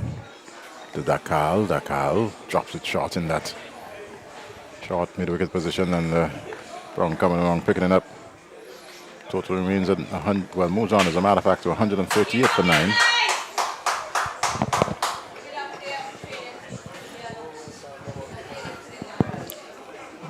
.138 for 9. Brown was picking up what, 2 wickets? He's picked up 2 wickets. I think he picked up some 2 wickets in his spell so far.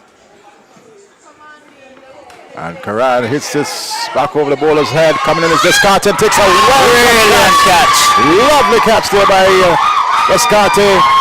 and certainly bringing victory there to the Windward Islands. Nepal 138 all out, and what a wonderful catch there from Descartes. Beautiful, winning by some 67 runs, but a brilliant catch. It was in the air. Descartes was like a train coming off the boundary, diving forward, cupped it very nicely, and a commanding victory for the Windwards over Nepal by some 67 runs.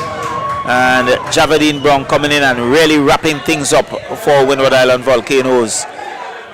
They scored some 205 in their innings, 205 all out of the final delivery. There it is, Descartes coming off the boundary and keeping his eyes on it, diving forward, touching it well, and he's all out, flat out on the ground. 138 all out. Victory for the Windward Islands. So they were able to pull one back. So Nepal winning this practice series 2-1, and congratulations to Windwards really bouncing back in a big way. Certainly, Charlo, and as you said, a huge victory here for the Windward Islands. They, apart from today, they posted 196 in the first game, and looks well on their way to putting up a total of over 200 in that game. Didn't happen. Lost it, of course, and Nepal in that second game with a huge 40-odd plus run victory. But today, very commanding victory on the part of the Windward Island Volcanoes. Definitely. And so it's real good camaraderie. The Windward Island Volcanoes, I think Nepal would have to go back. They are going up to Texas for some more practice games. The Windward Island Volcanoes, they would be happy to come away with a victory. And Nepal, there they are on screen exchanging pleasantries, and certainly the Windward Island team on a whole would feel very happy with this victory here, commanding one over Nepal. But Nepal winning the practice series 2-1, and certainly we are treated here at Park Hill to some entertaining cricket, and really loved in the community of Park Hill, mountains, a very picturesque area. Today under cool conditions, the Windward Island Volcanoes really putting up a good show, getting 205 and bowling Nepal out for 138, and certainly a good victory for Captain Melius and others, as Anthony Dennis down on the other side to have a chat with the captain Melius.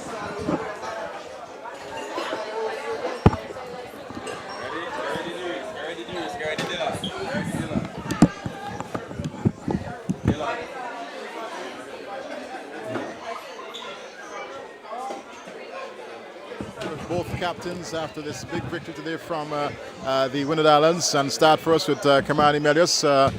You must be happy with your team's performance today. Definitely, tough luck to Nepal. They played very well. Congrats to them on winning the free match series. But it was a good effort from our guys. Everybody chipped in at various points, so credit must be given to the guys for that. All right, well, Padel, you've lost your first game of the series, but it's certainly been an opportunity for you and your team, certainly not only just to learn the Caribbean conditions, but also to get in some match practice. Yeah, absolutely. I think today there was disappointment from our side, especially the way we wanted. We didn't execute our plan, and especially credit goes to the team. They played really well. I think they deserve this win. So I think this is temporary setback for us. So great learning for us before World Cup. So we will improve in these areas. Now, what are some of the areas you think your team certainly would have learned from in this short series here? I think as a bowling unit, I think we were not up to the mark in today's game especially. I think in the last game we bowled really well, and today in the power play, taking 3 wickets and conceding 60 odd runs, I think we could have less than 50 runs would be a good condition for us. So, and at the same time, I think from 11 to 16th over we gave around 70 runs. So I think in that area where we can improve, I think. Melius, of course, the experience playing an international team in Nepal. How has it been for you? Well, it's a good experience, for all the guys. Some of the guys who are not contracted, we see Dylan Douglas with 2 half centuries, out of the 3 games, so he couldn't get nothing but experience from these sort of moments and stuff. And it's just a matter of the guys learning from as much as from the international team, especially the first 2 games, how they kept composure under pressure and win 2 games, 2 crunch games.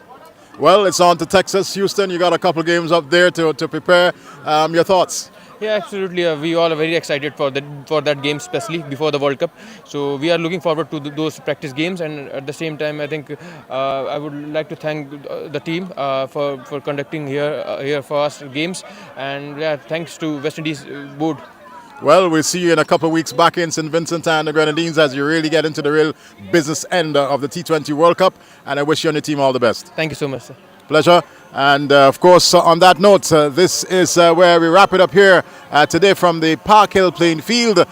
Victory for the Windward Island Volcanoes, winning this one by some 67 runs. A thumping victory here today at Park Hill. And certainly like to take the opportunity to say thanks to all of our production team. Of course, today being a joint broadcast, we had some assistance from the API and VC3, the Vincential Cultural Connection channel, indeed, bringing all the sporting highlights to you, the people of St. Vincent and the Grenadines and beyond. It has certainly been a pleasure, and of course, cricket, football, we will be there to bring it to you, and do enjoy the rest of what is going to happen here in St. Vincent and the Grenadines as T20 World Cup 2024 is concerned.